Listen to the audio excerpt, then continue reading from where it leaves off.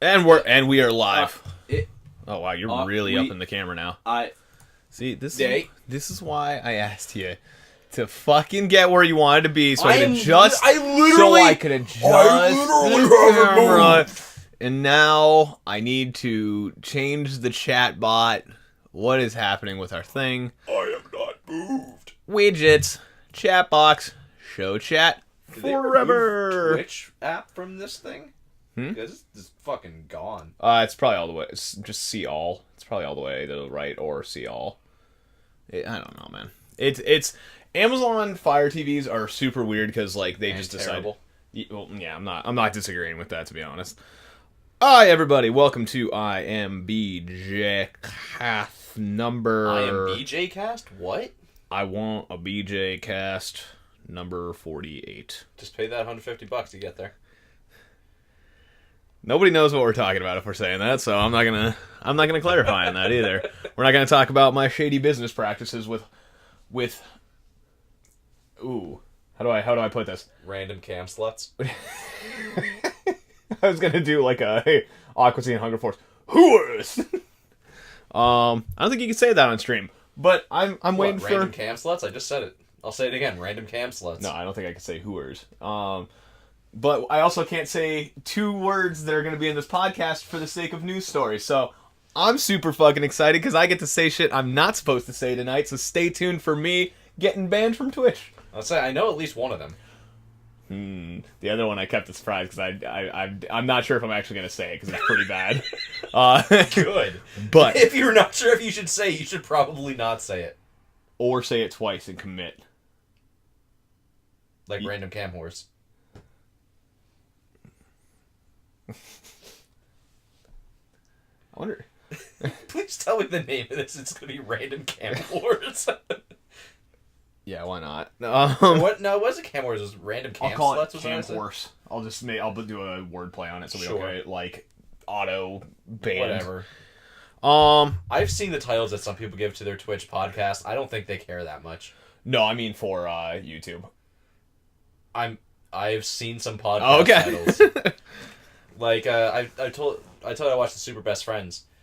Are they still around now after the whole thing? They broke up and now the two guys just kind of do their own separate thing. It's still not good though at this point, or is it not as good? I mean, no, it's just as good. After you see just the two of them doing their own thing, you kind of realize that the third guy there like helped in some respects, but like wasn't the one that was actually.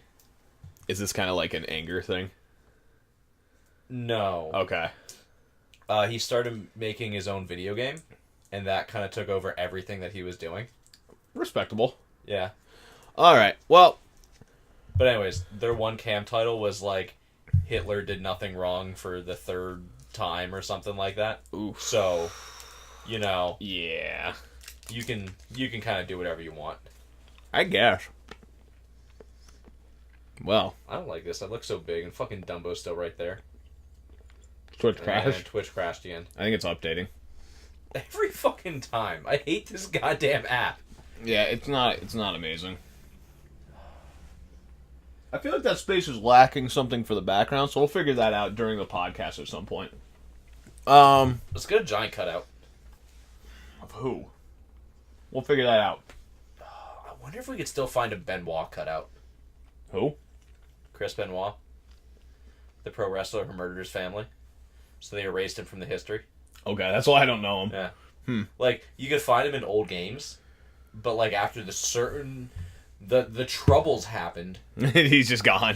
They just fucking erased him from the history books like he never even happened. Like every title they ever won, just fucking gone. They don't acknowledge his existence anymore. So much so that when the new WWE games came out, people started making him in the custom character creation. And it would be up for like 10 minutes, and someone was literally sitting there just banning every single person who created one. That's kind of shitty. I don't think you should ban people who, like, just make the character, because, like, yeah, he did shitty stuff, but, like, maybe they just actually liked him as a wrestler, you know what I mean? So, best way I could relate it to...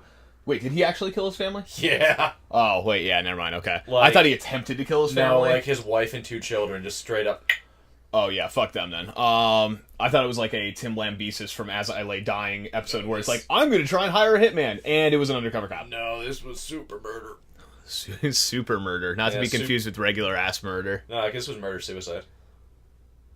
Oh, well, that is super murder. Yeah. This is a really dark podcast. We went from random cam sluts to Benoit. Something really happy to really... I don't know. Maybe not really happy. Really gross to really depressing. Gross? Yeah. Really gross to really gross, you're right. No, he wasn't gross. He was just depressing. No, that needs to be the name of the podcast. No. Random cam sluts to Benoit. How did we get here? Like Belle Delphine, like talking about super gross. Did you see the video where she's eating the egg? No. And like chewing on the shell? No. Makes me want to vomit. Actually makes me want to vomit. There's a lot of things that make you want to vomit, though. And Matt's here! Never mind, we don't need you. Go home. No. You missed all the random cam sluts. We had a ton in the chat. They were all like, oh, I wish that... They were all just Ahiago facing everywhere. It was great. Made me sick. Made me sick to my stomach. I don't support those random cam sluts. You know? I do for like $8 a month. Just move all that crap off the couch. We're gonna have to read. Oh my god. Alright. Oh my god. Oh, whoa. Just don't listen to it. Don't throw it on the ground. No. I love how you trust me with your stuff. What just happened? Alright, so I just got to configure this video a little bit just so we get you in there. We're gonna unzoom this right now. And... You guys had a little one-on-one session, that's what was happening. Yeah. Pan over. How's your game of Dookie? Lit. You watching Game of Thrones? Yeah. Alright, I haven't seen the new one yet. Yeah, oh, perfect timing. Can you tell me all about the new episode in detail? Yeah. No. Can you believe that Ant-Man died saving Thor? Here's my problem with Endgame. When Ant-Man does get possessed by the Mind Stone, and he does, like, save Thor, but, like, goes after Captain America, that pissed me off so much. Captain shouldn't have fucking died by the hands of Ant-Man. That was such a fucking cop-out. I mean, it was still cooler than when fucking Thor lost his hammer to Spider-Man, so he had to don Iron Man's armor and became Iron Thunder. They have teased Captain... Because that's a fucking shitty name, Iron Thunder. They have teased fucking Captain America trying to get that fucking hammer, and then Peter Parker just fucking comes up. Are you kidding me? That's bullshit. Hero. That's fucking bullshit. Absolute bullshit. But yeah. We'll talk about that later, though. Yeah. Oh, spoiler, by the way. Oh, a lot of spoilers. Yeah. Holy shit. We just spoiled, like, 2/3 of the movie. Yeah, right? The buildup of Spider-Man getting... Never mind. Anyway, guys, welcome to IMBGcast 48, Random Horse. Random cam sluts. Random cam horse. Our first conversation when we went from random cam sluts to Benoit. Yeah, we were like, dirty to gross. Wait. Dope. No, dirty to gross and depressing. I'll say they're both pretty gross and depressing. Are we talking about Chris Benoit here? Yeah. Okay. Yeah. I didn't know who he was. We went from gross depressing to gross depressing. Did you not watch WWE ever? I watched a lot of WWF back in the day. I just don't... Was he WWE? He was a little bit of both. Okay, because I don't remember him in transition F. stage. Yeah, see, I didn't get there for that one, so... Anyway, let's talk on something positive. Super Mario Maker was announced. We already know about that. Or Mario Maker 2. It is coming out on June 28th, so we won't have to wait... What are you doing? I just moved my hands down. It's fucking with Dumbo. Yeah. Oh, I forgot Dumbo was on this cast. What's up, Dumbo? The problem is, like, the delay on the screen is so big that I can't actually, like, really do it in real time. I gotcha. But yeah, IMBGcast number 48. Here we are. Yara Kavasi, Dr. Sexy Time is I can't believe Cap and Bunky made out, tongues and all, for 20 minutes in the new movie. Okay, so we're trying to avoid spoilers on this, so please don't talk about how they've been lovers. But yeah, Mario Maker 2 is out on the 28th, so the Switch will be coming out of hibernation on the 28th. The Dust Collection will be very heavy for this round. He just doesn't like playing video games unless they're, like, old It's not series. that I don't like playing video games. Let's just admit the Switch gets, like, a good game every, like, besides, like, Red Dead Redemption, like, what's the newest franchise that you've played recently?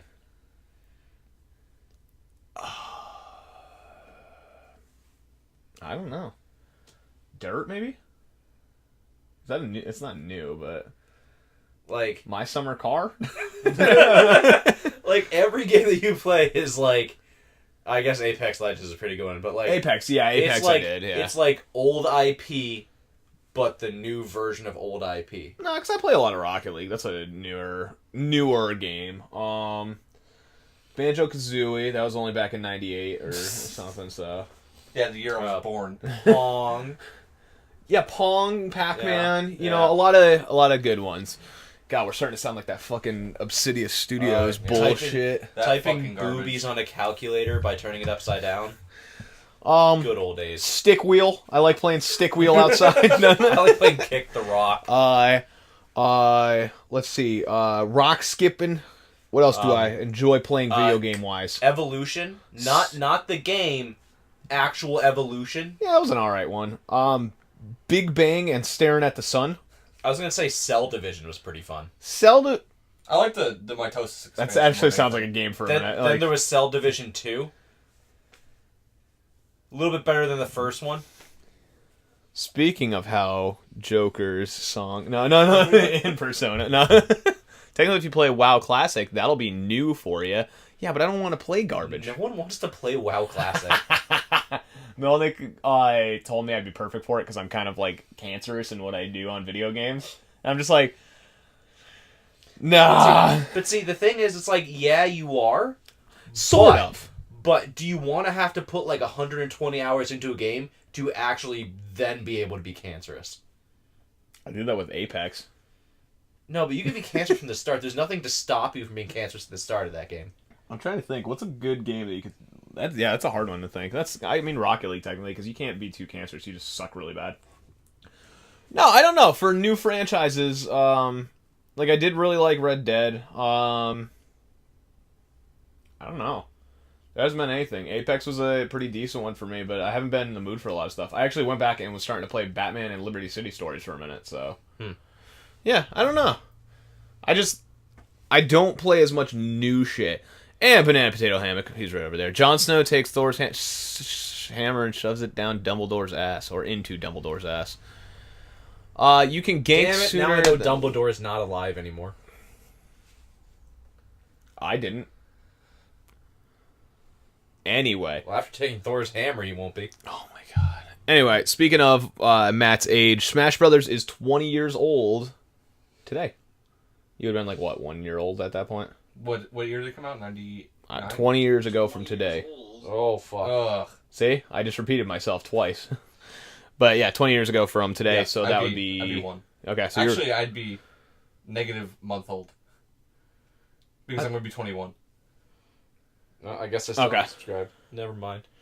So, yeah, you would have been 1 year old, so you have no right to play Smash ever again, because you weren't there from the beginning, so go ahead, throw away your GameCube, get the fuck out of here. I mean, I don't care what the fuck people say, Smash 64 is still best Smash. It's the only one that was actually ever fun. Because that was back before people cared about, like, trying to make it, you know, like... Here we fucking go. An actual fighting game. Here we go. Mike, Melee Elitist?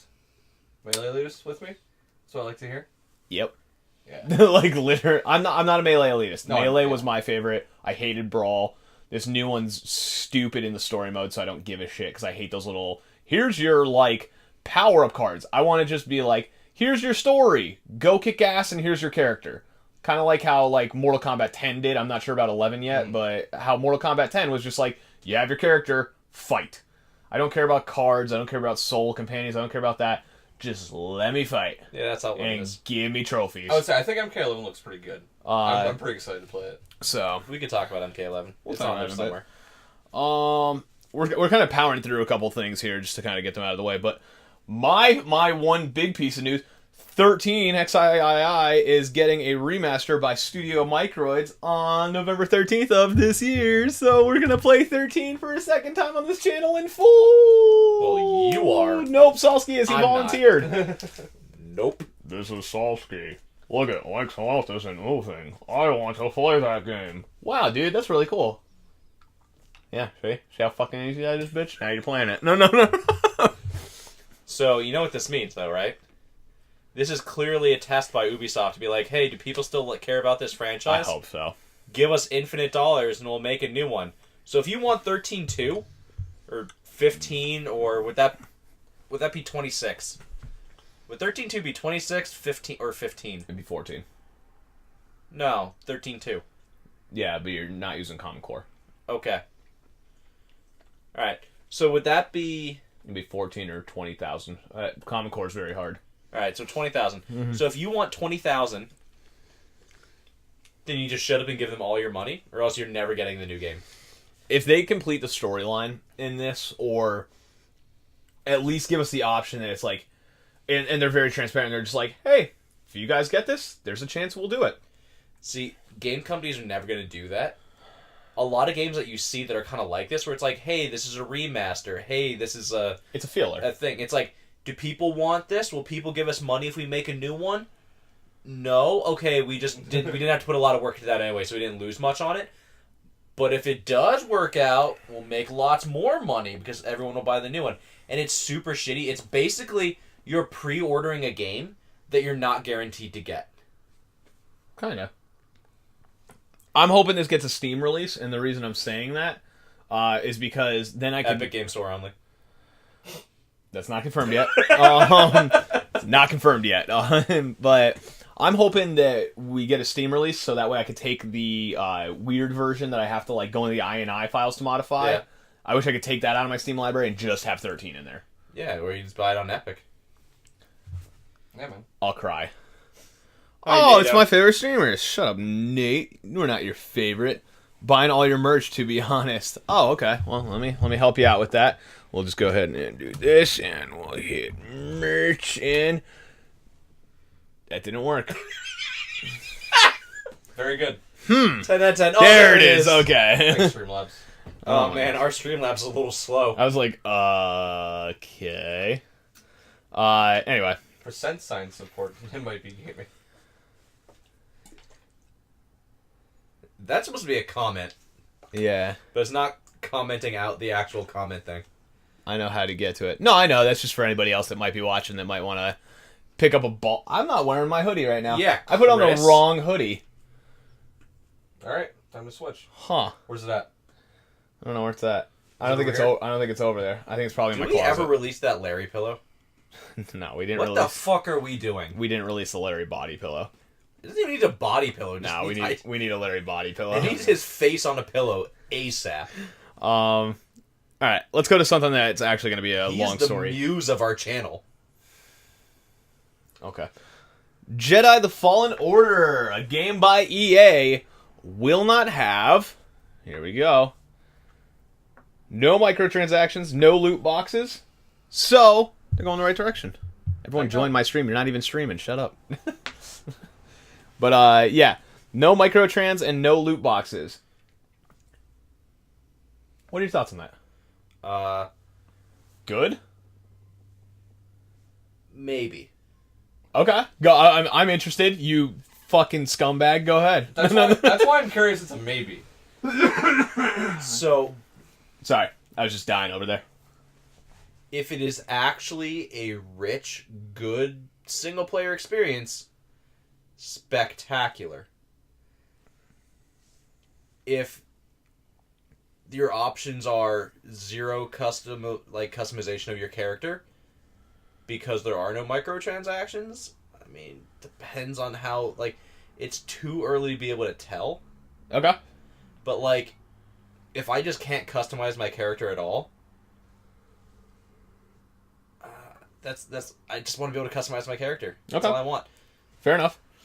So, that's fair enough on that. I get that 150%. I'm happy about that situation. I will sacrifice character character customization for a more seamless, non-adsy experience, like how microtrans could be like a literal ad in the fucking game. Like, you go to the screen, it's like, hey, buy this for like 99 cents, or Battle Pass. Featured sale of the week. Like, I will forego a lot of customization, just because I don't care about those ads and things like that. So, that's my thoughts on it. I mean, if it's good and it's just everything's in the world, you go find stuff, you can unlock stuff, it's just good whatever. Open world. I just don't want it to be a grindy open world experience. Okay. I don't want it to be like, this is a super rare random drop for this thing, grind it for hours after hours to try to find it, like, that's fine to an extent. But what if the gameplay is amazing and it wants you to do that?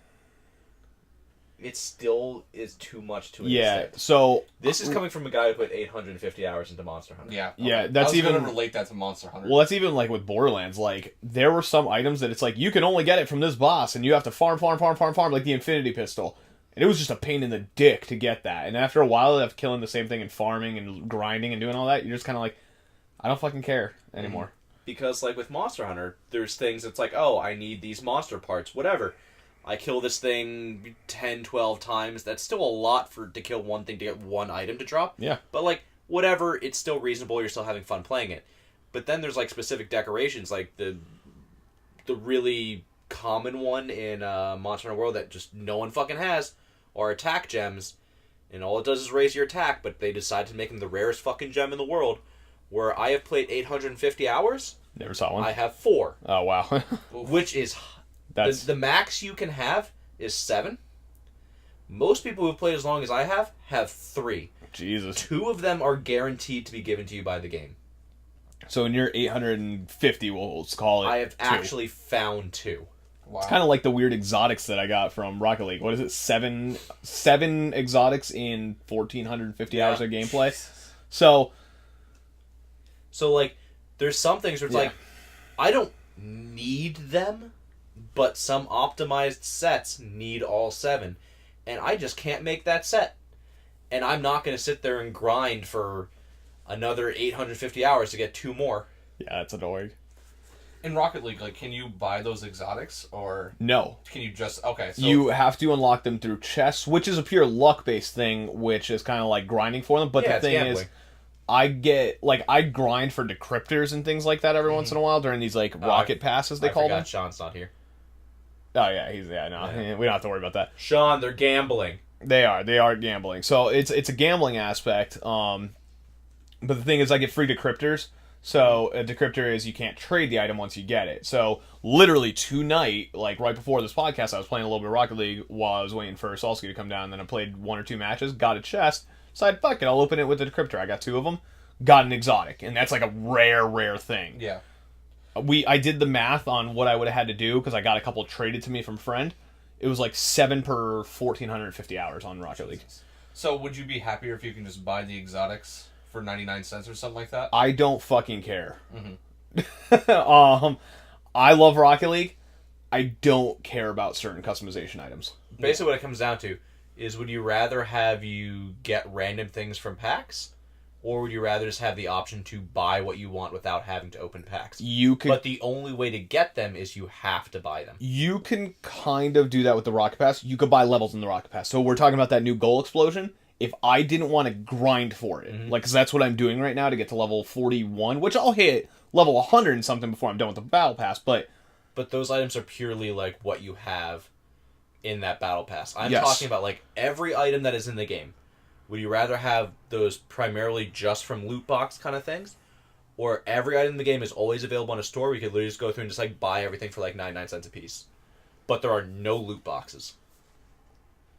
But you can literally just pick and choose whatever you want. See, that's difficult. Because... That's a weird one because I like opening the loot boxes in Rocket League to an extent.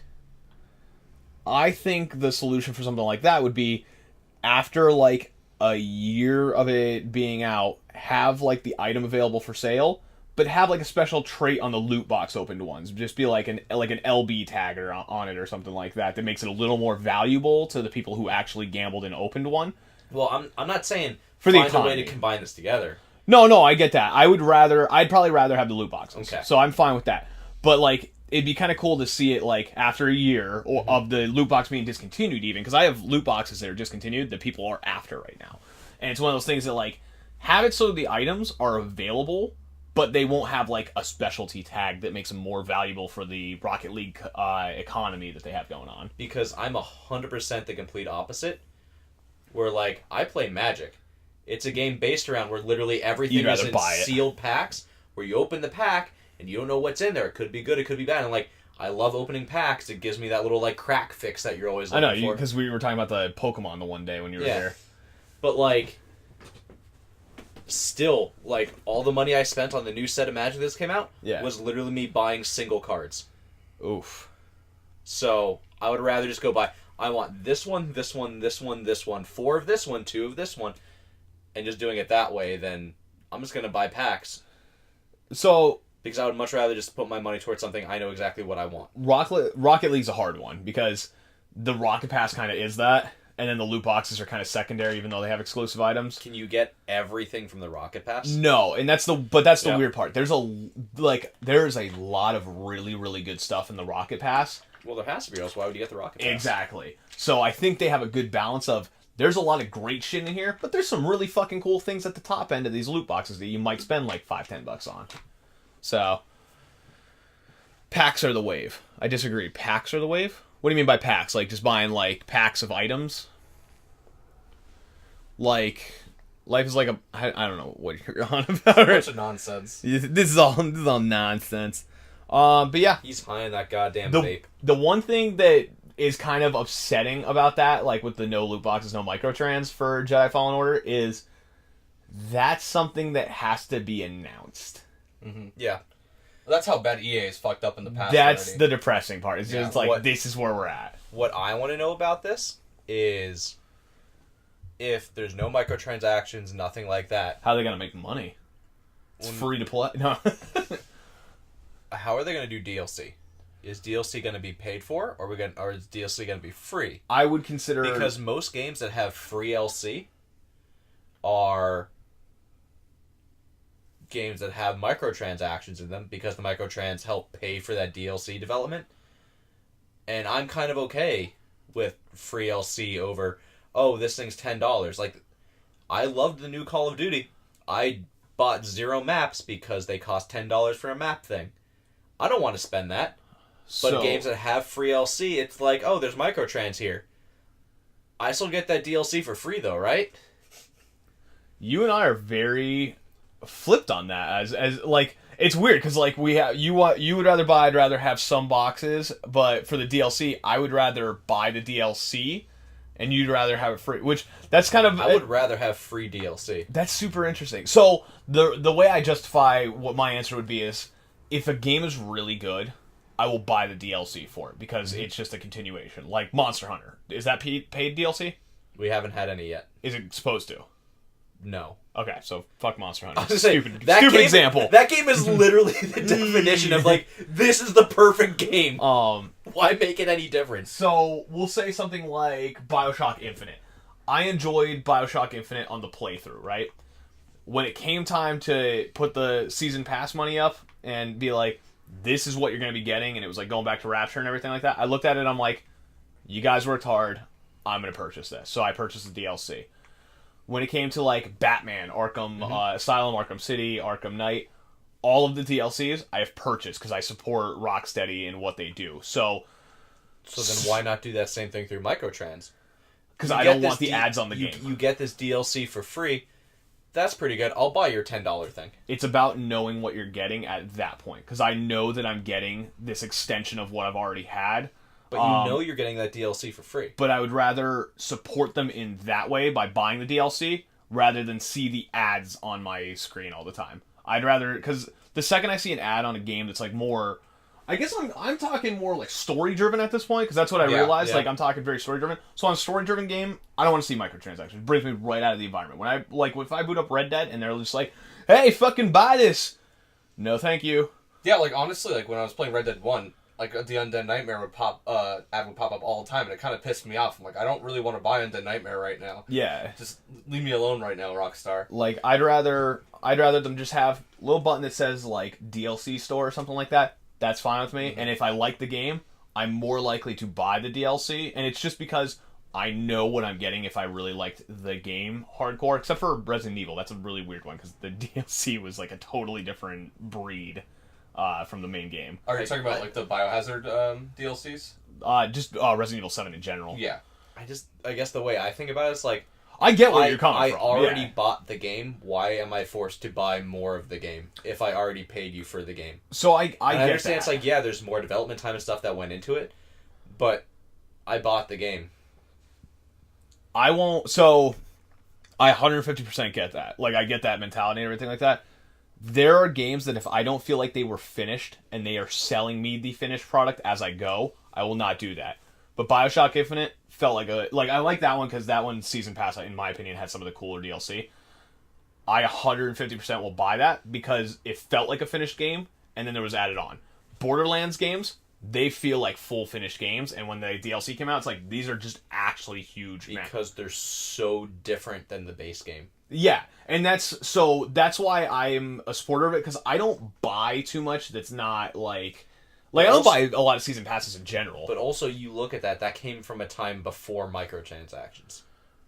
Yeah, you're right on that, actually. So there was literally no way it could have been different. Yeah, that's true. Because even with the Batman games, it was kind of the same thing. It was like... Can you imagine if, like... Not saying that it's going to, but, like, new Borderlands, you have the ability to buy golden keys to open, like, a chest that gives you random guns. I have a feeling you're buy packs of guns. I have a feeling you're going to be able to do the golden shift key or something like that. With the way that 2K is handling this release, with the whole Epic Store exclusivity, taking money from them and all that, I have a feeling there's going to be a microtrans for that. But so that's in the game. DLC is still free. I'm okay with that. I'm also okay if that's not there.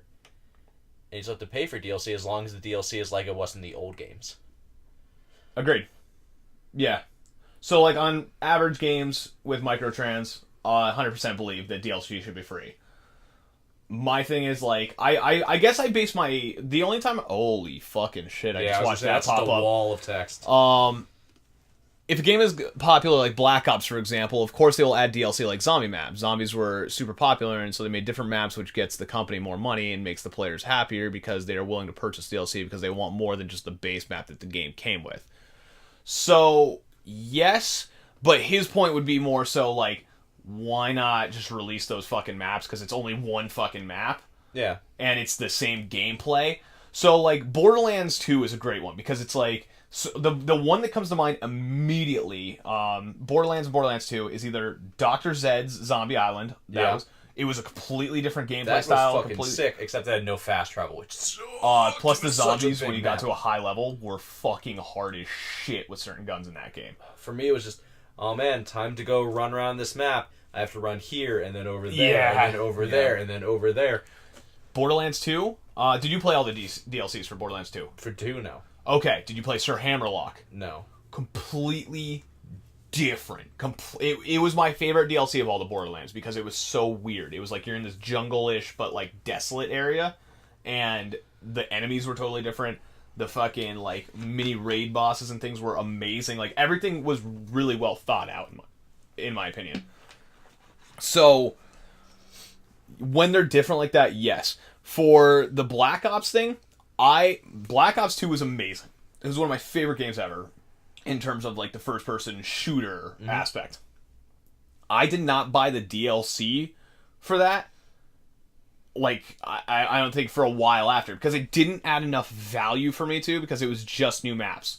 And I would rather play the multiplayer than the zombies, and even the multiplayer maps, it's like I didn't feel like I was gaining anything. I was gaining map packs. It wasn't a season pass, it was just fucking map packs. Whereas I have never bought map packs from Call of Duty. So it's weird. Like, I did for COD 4, and I think that's it. Black Ops 2, I ended up buying them eventually, but it took me... I did for Modern Warfare 2 as well. There you go. But they didn't add as much. On something like Borderlands, I bought that shit the second I found out there was DLC for it, because like I beat the first Borderlands. I'm like, man, I wish I could play more, and it's like, there is more, and I'm like, fuck. So I went to GameStop, bought the Mad Moxie's Thunderdome and Dr. Zed, like the pack that you can get, like when it was still on a physical fucking disc, as weird as that sounds. And I'm like, alright, let's just do this. And I realized like that DLC could be like that. For the Batman ones, I like Thunderdome. Thunderdome was bad. It was packaged in. Yeah. So I was like, fuck it. I'm just saying, like, I remember when that came out, I'm like, cool, more stuff to do. And it's like, amazing. This is just... That's why they packaged it. This is disappointing. That's why they packaged it with it, though. You know what I mean? For Batman, I always get the extended missions for those because they always add in like cool like quest storylines that kind of tie in and things like that, and you sometimes get like the extra characters. For BioShock, you go fucking Rapture again in a whole new perspective. So it's like there is good DLC that I would pay for, and that's why I'd rather pay for it, because sometimes if it's just added in later, I just feel like I haven't played the complete game. So like I'll play it, and if real DLC comes out, if I sort of enjoyed the game, I feel almost like I enjoyed the game before I should have, because the free DLC came, and I'm already past that game. You know what I mean? Like I'm already mentally away from that game, so it's like, I played this, I don't fucking care about the DLC. Whereas like, if the DLC looks insane, I'm like, fuck, I gotta go back to this because I'm about to buy something for it. So it kind of gives me a reason. But I get your mentality of like, you purchased the game, you played it and enjoyed it, and because you enjoyed it, you would rather have the game that you already got keep delivering. Yeah. I get that. Would you rather have it go back to like actual kind of just like per DLC kind of thing, or do you like the new season pass thing that they do, where it's like you pay so much when you buy the game, it's cheaper when you buy it with the game, and you get all the DLC, but you don't know what that DLC is going to be yet? Since you're more for the I would rather purchase separate. I would pay a couple bucks more to a good developer to get what I'm seeing as it comes out. Depending on what the game is now, though, you might be losing a lot more money if you do everything separately. If you do get everything, like we've talked multiple times about the Final Fantasy 15 DLC, where the season pass was it was a great deal, $25, and now like it's worth like $200 of value or some shit like that. So, I think that's a fundamental problem with the season pass in general. Is it's a gamble. If you're gonna get good DLC, if it's going to be a good value, or if it's just a waste of fucking money in general, I am more than happy to give a lot more money to a developer who is actively making great content, because I believe that would actually drive a little bit more better content, a little bit more of better content throughout the industry, because it's like, all right, if we want to sell this DLC and we want to make a little bit more money, we got to make this banger after banger after banger. And I feel like that would drive a little more competition into the place, where it's like, all right, people love this, and they were willing to pay like the $15 for this DLC. The next one's going to be 15, and we're going to make another fucking banger and another one, just so they keep paying. So instead of like a $25 or $30 season pass, or they get your $20 up front. And if you get the first one, great. You get the second one, great. You don't get the third one, whatever. They got your $20 already. What do you mean by that? Clarify a little bit more. Like, which side are you? Are you talking like season pass? Yeah, it's like with the season pass. I think most game companies like it because it's basically like a pre-order. They have your money already. They don't give a shit. If you do it one at a time, you might buy the first one, which is $15, but by the time the second or third one comes out, you might be done with it, and you still have access to them if you want them because you bought that season pass. But now you're not spending another 15, another 15, another 15. You're spending that 15. Yeah. Just because it might have taken so long and other games have come out, you've just moved on. Yeah. So I think that's why they like the season pass model so much more. It's a pre-order. Because it's a pre-order. It's pre-order for their new game 0.5. But then you have other games like Shovel Knight, where sure, this got Kickstarted, so this is a weird kind of thing. Or Hollow Knight. Did anybody else hear my neck just snap in half? Yeah. Oh, what is going on here? So, with Hollow Knight, like that. They got all their money pledged to them. They said, cool, everyone has their game. All the DLC will be free. Here's your DLC. Here's more DLC. Here's more DLC. And then the most recent one, they're like, this is so big of a DLC, we're making it a second game. We're making Hollow Knight 2 based around this other DLC. It's going to be a whole new game, whole new area, whole new characters. Completely brand new game. Everyone also gets Hollow Knight 2 for free if you backed us. Jesus Christ. Because you already paid your money. We said we were going to give this to you. Here it is. You get Hollow Knight 2 for free as well. That's super dope. That's, like, when we were talking about how I like to, like, do stuff for Noodle Club, like, that's the same type of mentality I would have if I was making video games. Like, you fucking supported me when I was at my nothing. Like, that is the game mentality that I want. Yeah. But not the one we're ever going to see from a game company. Not a big one. Besides something that gets kickstarted. Yeah. Because it's like, if we hit this much money, we'll be able to make this much game. And they already hit that much money. Whereas with... That's kind of what they do with season passes where they're basically like, hey, we're going to have this much content planned out for you. Give us this much money, and we'll keep doing the content. But So that's a weird one, because it's kind of like the same thing. It's like, I could still just pay $50, back the game, get just the game, then still get all the DLC for free, even though I didn't pay for it. Or I could have been one of those people that spent $1,000. Yeah. So, like, when it comes to, like, bigger companies, because I get, like, small indie companies are getting awesome, because they're trying to fix what gaming isn't right now. And that's fucking awesome. Like, Hollow Knight, I didn't know that about Hollow Knight. I think that's one of the coolest things that you can do, because they budgeted correctly then. Yeah. I feel like you don't have to be as competitive with what you offer as a big studio, because that's a competitive thing. You're making a Kickstarter, you're going hard, you got to be competitive in the marketplace of indie games, and they're doing it right.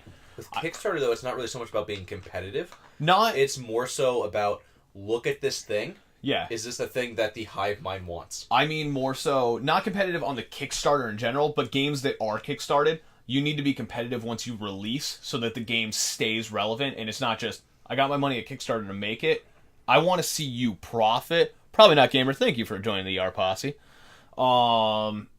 Again. Welcome back.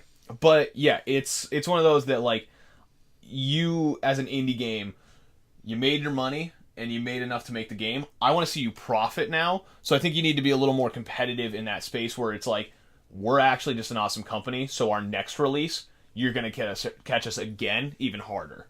I think if you make a good enough game, you don't have to worry about that. Well, like, Hollow Knight's such a spectacular game that, like... You always got to have that competitive edge. I just think that, like, game company... Like, I think that indie games, though, or indie game studios, a lot of them are already doing that naturally because they're seeing that, like, it's like, hey...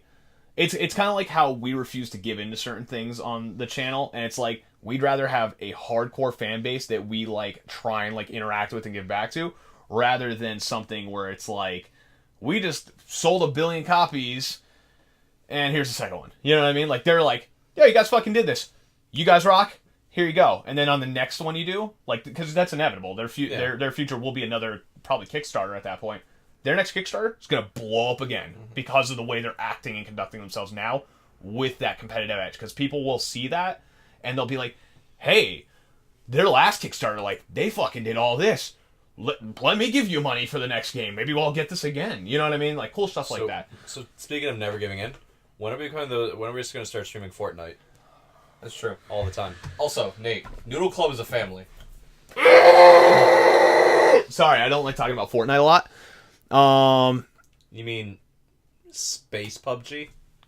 No, yeah, Nate knows. He's what do you call it? Yeah. He's most likely collaboing with me eventually. Noodle Club is a family. Noodle Club is a family. It's right in the fact, actually. It's a fact family. Oh man, that was super close to the word I can't say. Let's move on to the next subject, because we've been talking about Jedi Fallen Order's no transaction. Oh, November 15th. Yeah, it comes out November 15th. There you go. You got it. It looks sick. Sick. Made by Respawn. Yeah. That's kind of cool. So, like, you look at the movement. Like, look at the movement that's in Titanfall. Look at the movement that's in Apex. It's going to be awful. Look at, awful. like, the gameplay, because they're the COD 4 Modern Warfare 2 guys. BioWare 2.0, so, like, here it comes. Like, they have the gameplay on lock. Now they're done. But this is the first time we really get to see them do, like, let's see how you do more of, like, an immersive story. Because, like, to be fair, COD and Titanfall, their stories were like, there's a thing, shoot bang your way out of the thing. Now let's see them do actual something and see how they do. God damn it. Does Noodle Club have to do with Takumi Fujiwara's tofu and noodle shop? If so, you would be about it. Anybody get that reference? Nope. I'm getting a little bit of deja vu. Ha Deja vu. Deja vu. I deliver noodles. Someone clip that. This got super racist all of a sudden. Clip that, Travis. Clip that right now. Nobody clip it. You leave me alone. I need everyone to clip that. I deliver noodles. Thank you, Travis. Appreciate it. And you just see the reaction on my face, just go, Oh! Did you do that? Yeah. Because, like, you started doing it, then I heard the accent, like, this got racist real quick. It wasn't racist. Alright, man, it was a little racist, but whatever. So is Kotaku. We'll talk about that later. Alright. How to I join Yar Posse? How to I join Yar Posse. You subscribe. You subscribe. If you got Amazon Prime, you can subscribe to our channel. The Yar Posse, you would actually get not Travis's, you get probably not Gamer's bronze little logo for now whenever you chat with us. And also a sweet emote. Oh yeah, can we throw the emote in the chat? Everyone who's in the Yar Posse, throw up that little bubblegum chat. Yeah, buddy. All right, moving on. Ubisoft removes an offensive art feature in the Division 2 that had a cop with the badge reading. Yeah. It's FA66OT.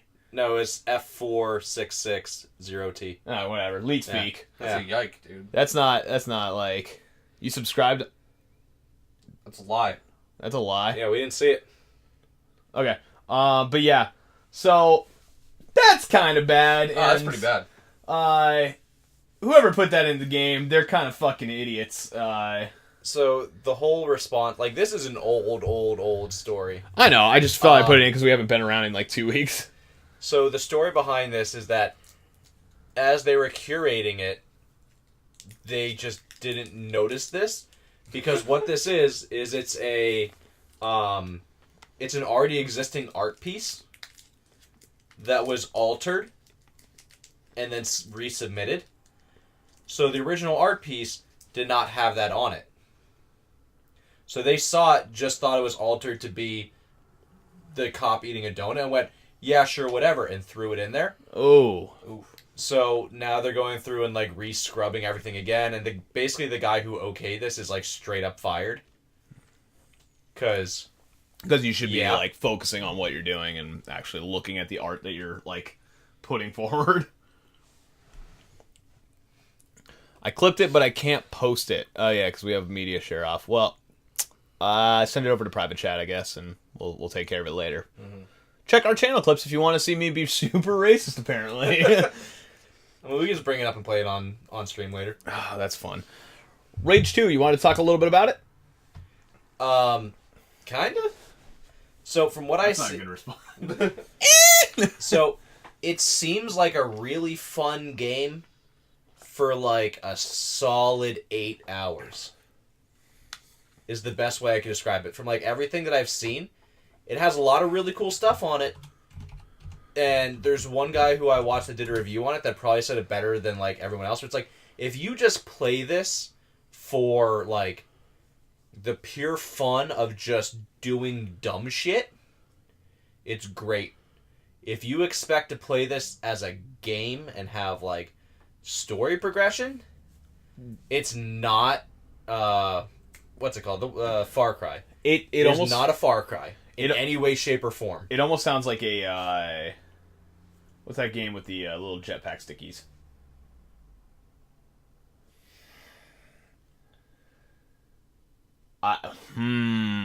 It's, you can do whatever you want. It almost looks like it's like Far Cry-y, but I know what you're talking about, Just Cause. Just Cause, thank you. So it's Just Cause. Just Cause. With even less story. So, like, you have cool powers, you can do, like, ground slams that make people turn into goo.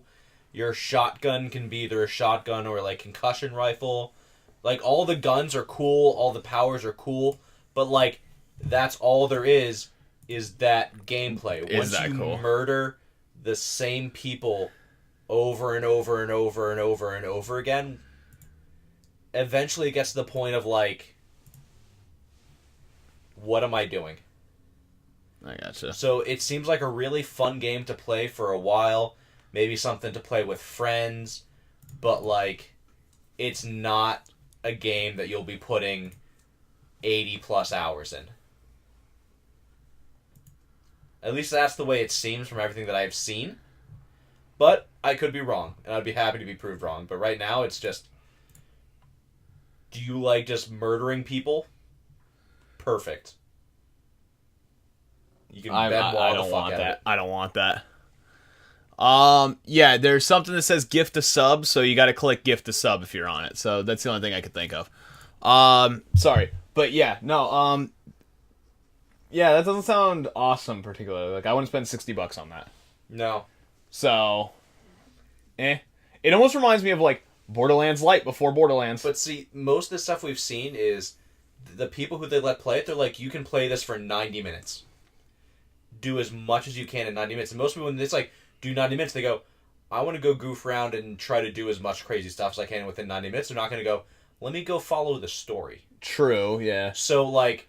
So we might just be seeing... So all the reviews that we've really seen are people who played it at conventions, shows, and literally like, oh, here, we're giving you a special screening. You get this for 90 minutes to 2 hours or whatever. So you're just going to go ham for that little while. Dr. Sexy Time is just blowing up our chat with Ryosuke Takahashi. Whatever. He's just blowing up initial defects into the chat. Just fucking copy-pasted some Wikipedia shit right there. Everybody play gas, gas, gas in the chat. Gas, gas, gas. That's a risky one. What? You can media share that. Why? What? Why is it a risky one? Anyway, what are we talking about? Did I miss something? Is that like a bad song? No. No, not at all. Okay. Mario Odyssey and Breath of the Wild had their VR update. People said it's just actually awful. That's the kind of general consensus. Because one, you're playing with a Labo, you have a piece of cardboard stuck to your face, and you have to hold your hands like this to play the fucking game. Yeah, it sounds awful. Right? It's almost like the games weren't built for VR, and then we're just kind of added into VR. It's just basically turn your head into the camera, but you have, like, how heavy is the Switch? Like, the Switch is like a good, like, pound and a half? It's actually pretty decently heavy. It's like a good pound and a half, if not 2 pounds, strapped to your face with uncomfortable cardboard with a 720p screen like 3 inches from your eyes. That literally sounds like AIDS. Yeah, it sounds awful. Yeah. That almost sounds like the Oculus, like, Cancer Edition. Like, if they had, like, a Samsung VR version that wasn't cardboard, that would actually be, like, comfortable because it has padding. It's a big screen, and it's lightweight. It's a big screen that has a 720p screen. Your phone in VR will look better than the fucking Switch. Yeah. There's supposed to be a minor You're gonna break your boost. goddamn neck trying to play VR on Switch. It's so heavy. Like, seriously, like, hold your Switch on, like, put it on something, just tape it to your face, and walk around with it for a while. See how great it makes your neck feel.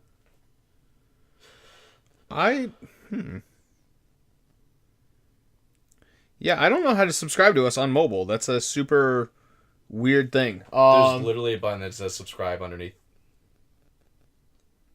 Is that in our, like, little info? Damn, close. No. Yeah, I don't have that. That's super weird. I was able to sub on mobile. You guys get your sub button taken away for saying racy shit? Maybe I'm just bad. It might just be weird on the mobile version, because you have an iPhone, so do I, so maybe it's just weird on iPhone. Tap on the video, and the drop bar should show up for subscribe. Welcome, Salsky, to your posse. It's stupid fucking easy. Look, I just did it. I wonder if it's just shit on... And I'm on the Twitch app right now. I wonder if it's just shitty on Apple. So I click on the video, it does nothing. I was going to say, it should be underneath the video. Like... like nothing. Does absolutely... Wow, alright. Are you actually, like, signed into an account on your phone? Yeah, I'm signed into the MyBag account. Alright, you're getting memed on. Are you already Apple. subscribed? No. I'm fucking... What? I don't know. Yeah, I don't know, man. Hey, Dumbo. Cheer 1 bit. You can't do it. Whatever. I don't fucking know. So, yep, subscribe is actually broken on our channel for iPhone, so we'll figure that out for the next time. Good fuck iPhone. We don't want you Apple people here. Exactly. I'm sorry, I don't speak broke green chat. Anyway. Mike, did you buy AirPods yet? Press F for respects. No. What do I look like? I'm made of money? Jesus. Hold on. Gotta text some blue chats. Anyway, speaking of poor people, Epic Games says that they will... To sub on your phone, throw your iPhone in the trash along with your matching jumpsuit and Kool-Aid sheeple, then get an Android. I mean, if I have to. Epic says they will stop doing exclusivity deals if Valve offers devs an 88% revenue share. That's never going to happen. Unless it does, and then they shit their pants. Damn, Valve was playing hardball. So this is a weird one for me. So, like, Valve is so big of a market space. However, their cut is super high. So, I agree that they could do with a revenue share decrease from, like, 30% to, say, 20 or 25. Like, I get that. An extra 5% is huge for developers. Go ahead. Yeah. Like, do you agree with that? Like, I was going to say, like, cutting it to, like, 20%. I think 20 is the fair number. More realistically, it would be like a 25, like do a 5% cut. 23. I'll agree, whatever. 22. Just to 22. End our goddamn negotiation 23. At not Valve. 23.75. Alright, I'm fucking throwing something at you. What do I got over here? I got a 23.14. Gotta get pie in there. Excuse me. Hold on. Do it, daddy. Shit, I think I put too long of a delay on the video for you. Oh, there it goes. Wait. Did I get stabbed? Hey. So, I believe a 20% revenue stream. And you can't say fuck Gabe, because fuck that. They're a huge marketplace. So yes, they will get you more sales. We know that fans are fucking rabid right now. 4,000 responses to Borderlands 2 on their new, like, anti-spam system or, like, non-relevant review system. 4,000 comments were deleted. And that's, like, per user. So, or not per user. I was going to say 4,000 per user. Holy fuck. People are crazy on There's Steam. Either a ton of comments or one guy who's really fucking dedicated. That's independent accounts, though. Like, actual verified independent accounts, 4,000 were moved to the spammy section. So it's like, you have a very big crowd, even on games like that on Steam. And you have a lot of people that don't want to buy on Epic Games. So it's one of those things that, like, Valve can take a larger revenue cut because you're almost guaranteed more sales because of the user base that utilizes that platform for now. I believe that with a cut, it would be a healthy cut, but Valve would have to step up their game in terms of, like, a couple of different things on the small storefront.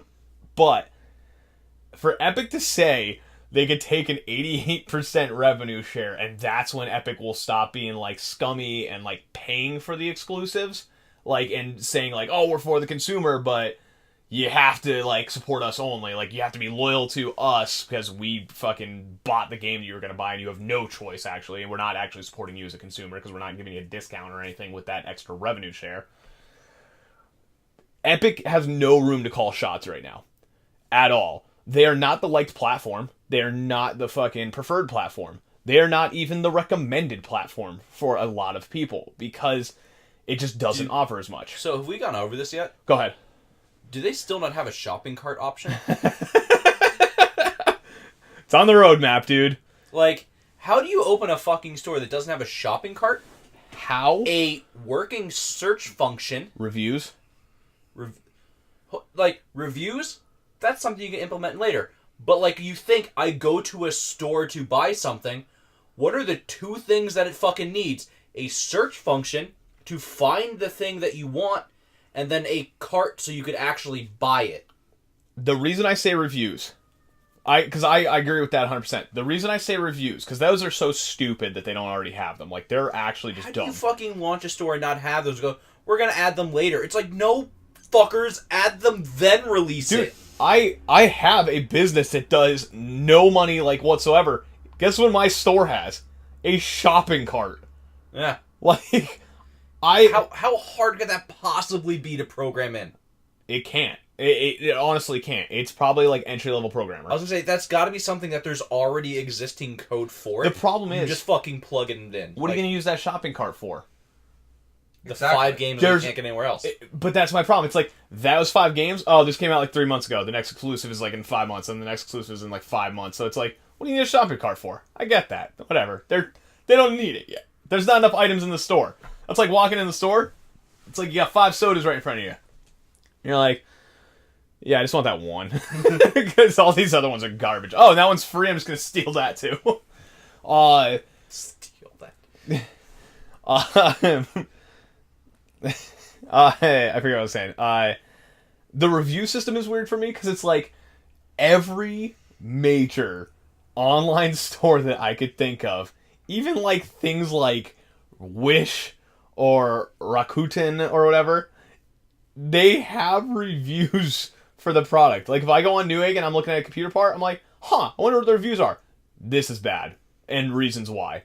Alright, maybe I won't buy that one. I go to Steam. This is bad. This is why. Okay, maybe I won't get that game. How do you not have reviews on an online storefront? They have goddamn forums. How do you not have reviews? It's just right. So they don't have basic functionality. They're for the consumer, but they have no options. So why the fuck do they have any goddamn room?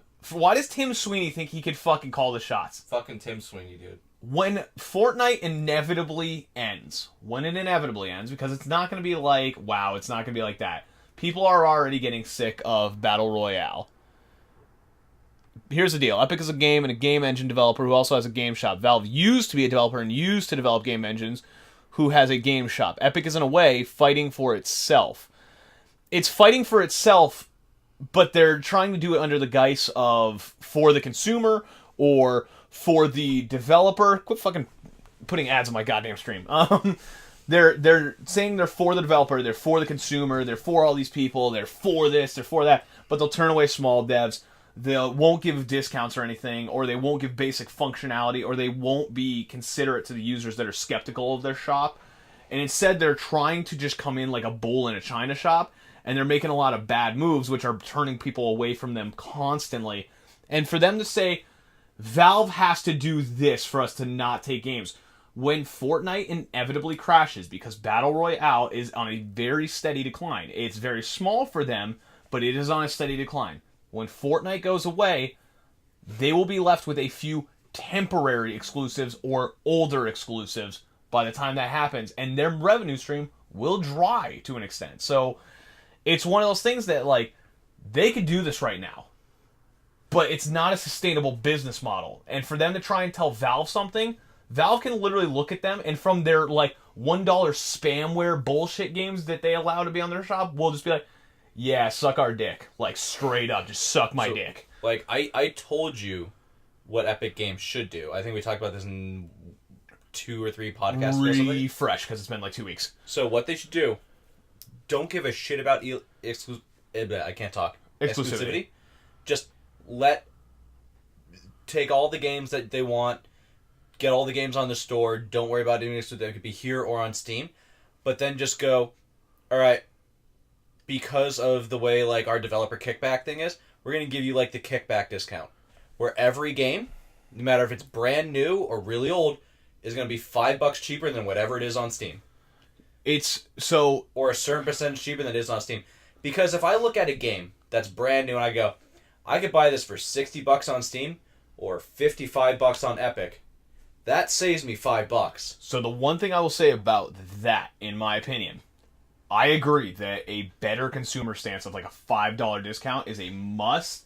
I also believe that they need to be competing on a storefront level, because if you don't have the superior storefront, people will be willing to pay that $5 to $10 more on Steam, because you just don't have a shopping cart, user reviews, or good fucking customer satisfaction in general. Like, and I'm sorry, but the 12-year-olds who are playing Fortnite and the weird fucking older dudes that are losing streamers left and right are not going to be a sustainable business model. Like Chris said just in the chat, 40% of their entire revenue share was dislodged by Respawn for a month when Apex was really fucking high. Yeah. If Apex would have nailed their battle pass, they'd be fucked for a minute. Absolutely. And that's the thing. It's like it's a very volatile platform. People expected that battle pass so fucking soon after the game came out. Yeah, I didn't think it was realistic. Like, the time frame, if you're looking between, like, when this Battle Pass came out and when the game actually released was a much shorter time than Fortnite and its Battle Pass. Oh, no, I agree. Like, it's just a thing that people now expect to be there. Because it's and when it wasn't there, they were like, we need it now. And it's like, well, this takes time. And they rushed it. It was evident that they rushed it. Yeah. But here's my big problem. It's like, they're on a steady decline right now. Like, you look at user numbers and stuff like that, and that was something I actually had to look up, not today, but yesterday, when I was, like, kind of having another conversation about Fortnite. People are fatigued on Battle Royales. You're seeing all the Battle Royales get steady declines. As weird as it sounds, Counter-Strike was going up a little bit again. I believe it. Yeah, like, that's just one of the games that's never going to die. Yeah, it gets real steady, like, just because the competitive scene is so high. But my problem is, like, you're on such a volatile platform, and Epic doesn't have anything as a backup. It's almost like having, like, an economy where, like, okay, there's two economies here. One is backed by gold, which is Steam. It is backed by every user feature that it constantly has, their communication with them, and everything like that. The other one is backed by the product that they give away for free, and the reliance that product will still be viable.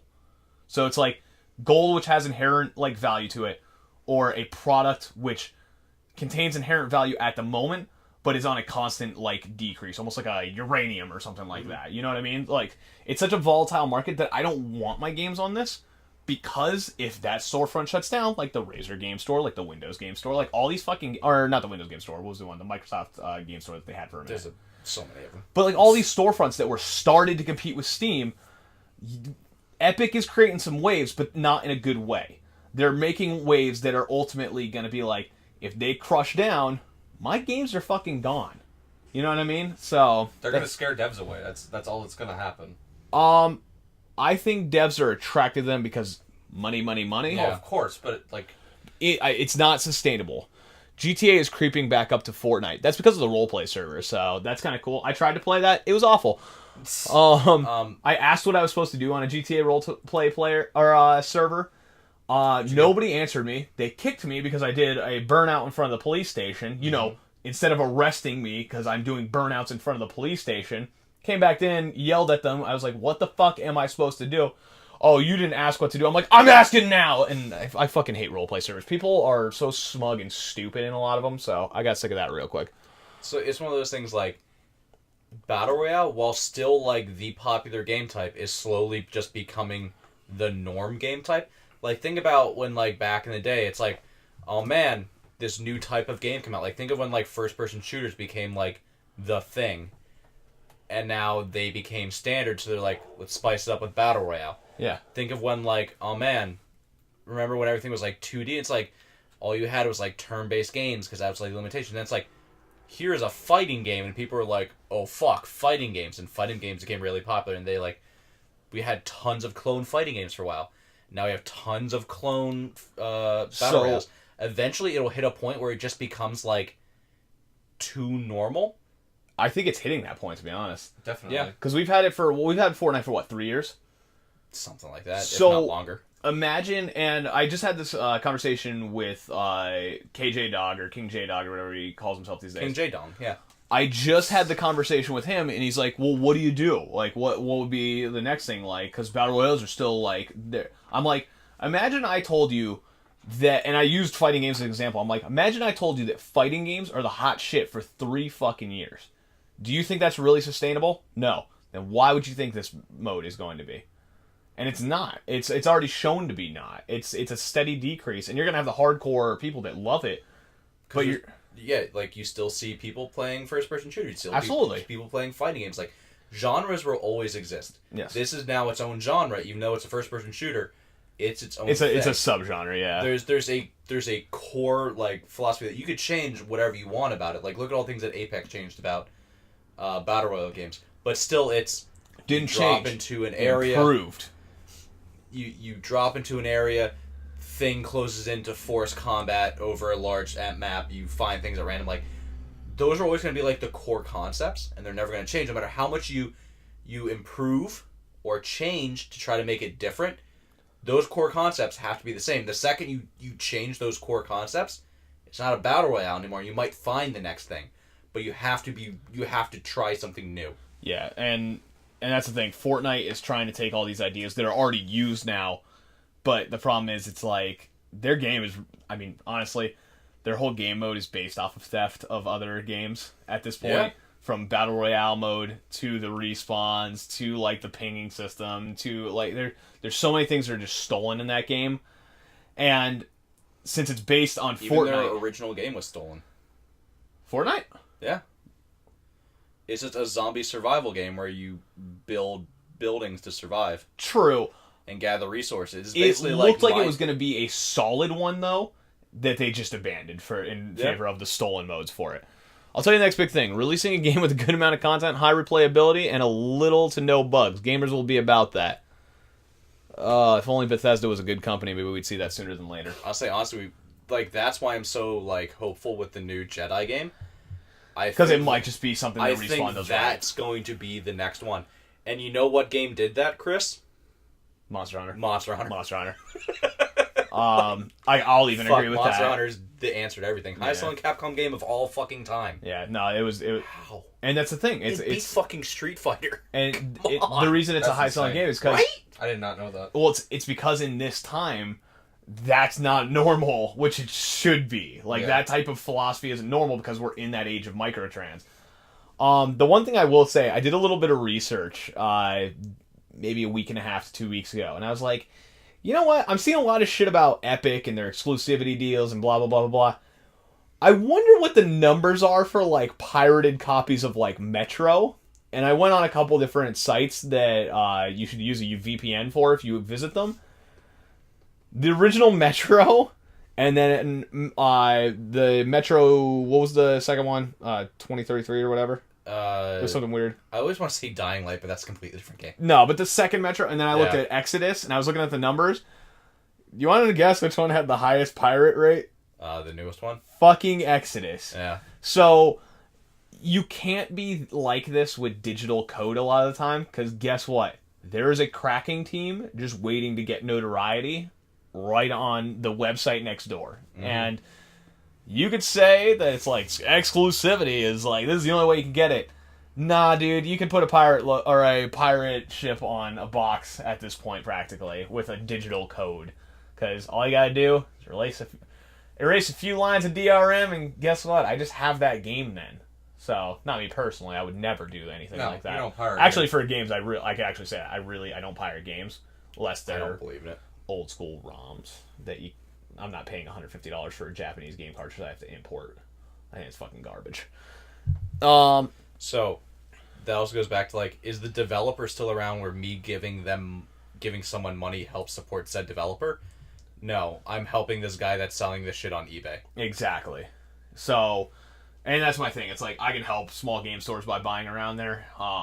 But ultimately, you're not helping the dev whatsoever in those situations. That's why GameStop's kind of in a weird spot, because it's if you buy used games from them, you're not actually supporting the game that you like. So I don't buy a lot of used games anymore. I used to buy them all the time when I was broke, but when I got my money, I'm you know what? I'm just actually gonna buy them.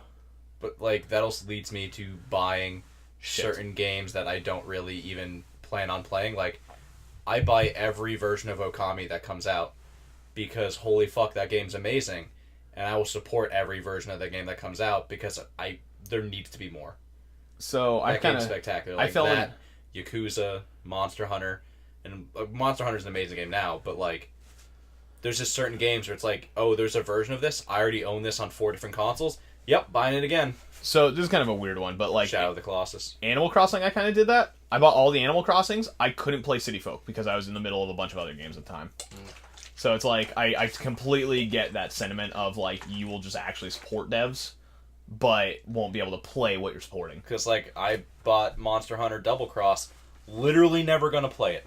I played Monster Hunter Generations, and Double Cross is just the plus version of that. Yeah. I'm not gonna go back and replay Generations just to see what the new stuff is there when there's World. Yeah, I gotcha. If you thought Vietnam was bad, you never saw Stranglethorn Valley. Stranglethorn Valley? I don't know what that is. Vale? Oh, my bad. Valley. Speaking of Bethesda is in hot water again after the Elder Scrolls Blades was found to add paywalls to your progression system. Dope. Yeah. Yeah, like, I don't know if you looked Just like, you know what? Infinity Blade. Yeah, pretty much. Did you see the chess system in Elder Scrolls? No, I don't care. I downloaded the game, like, the app on here, because I'm like, maybe this will be a fun thing to play. I played the tutorial, and I'm like, this is Infinity Blade, and I closed it. You closed it, right? Okay, same fucking thing. I got through the tutorial, and I'm like, this is awful, and I clicked it out. The attack system's awful. It's Infinity Blade. Is it really? Like, I never played it, so... The Infinity Blade one. Yeah, it's... Infinity Blade is like the first... This is literally, like, it feels like a reskin. Slightly better in some respects, because, you know, like, Infinity Blade came out... It was years ago. It was like, I was in high school, remember, I seen that. With, like, no phone that I knew could actually run. Yep. Like, you would see the commercial for it on TV or whatever, and, like, you look at, like, oh, man, look at those graphics, they're so smooth, and you run on your game, and you go in at, like, 3 frames a second. Dope. Because, like, no phones at that time could even think about running it. Yeah. Like, that's how old that was. Now it's just like, oh, this is the same game, but looks better, and now we have phones that can run it. I don't want to play that game, though. It's real bad. So, what's kind of weird is the chest system in that. If you get a silver chest... Yes. It takes 2 hours to unlock. Yes. Alright, that's fine, right? It's like Pokemon eggs. Except, what if that second silver chest that you just picked up didn't start counting down until your first fucking chest opened? Yep. And then what if you get a gold chest? Yep. And then you fill up your inventory with like 8 chests or whatever. Yep. And you can't pick up the next legendary chest because your previous one didn't fucking load up. Paywall Central, because you could pay to open those chests and make sure. Yep. I called this years ago, even before I met you guys. Bethesda is a trash developer. Look at what they pioneered. Microtransactions and releasing shitty broken games. All the rage these days. The microtransactions more than ever because they also went back on their anything that's non-cosmetic in Fallout 4 won't be monetized. There are now items in Fallout 4 that are monetized. So, I'm sorry. Fallout 76. So, can't say bad things. Can't slander the company. You like Fucking that assholes. whole like chess system is not new to mobile games. No, I have seen multiple other games that literally do that exact same thing. Yeah. What's even worse is when you're like, okay, this silver thing unlocks in 2 hours. Whatever. It's like Pokemon Go. Oh, this egg hatches in 2K kilometers. Yeah. Whatever. Then you get like the legendary ones. Like this takes 24 hours. Hmm. This takes 48 The sequential part and the limited inventory is what I was laughing at because I'm like, there's people that will grind for like so many hours. They also found out that the chests aren't randomized, so you will know when you will get it. And they did the math that if you didn't pay, it's like 1,400 hours. Or no, I'm sorry, it's 400 chests to your first legendary item. Wow. Which is like 1,400 hours. So fuck you, Bethesda. What the fuck? So, do you know what the most purchased thing is in Pokemon Go? You would think it would be Pokeballs. No, it's the egg accelerator thing. Yeah, you know those things that you need to actually catch all those Pokemon? Yeah, it's incubators. Because people are sick of having fucking, like, 9 or 12 eggs you can have in your inventory? Yeah. But then you only get one incubator that you could use all the time. All the ones are 3 use only. So you want to hatch all those eggs, you're buying all those incubators, and you're not hatching new eggs, and you're sitting there open one egg at a time. It's like, oh, I want to open a 10K egg. I have to walk 10K kilometers. Like, holy fuck. That takes a long time. Yeah. Because that's not time-based. You physically have to go do that. Yeah. So that's even worse than time. Because, like, time would be like, whatever, I'll throw this over here, go play a video game for whatever, and it doesn't.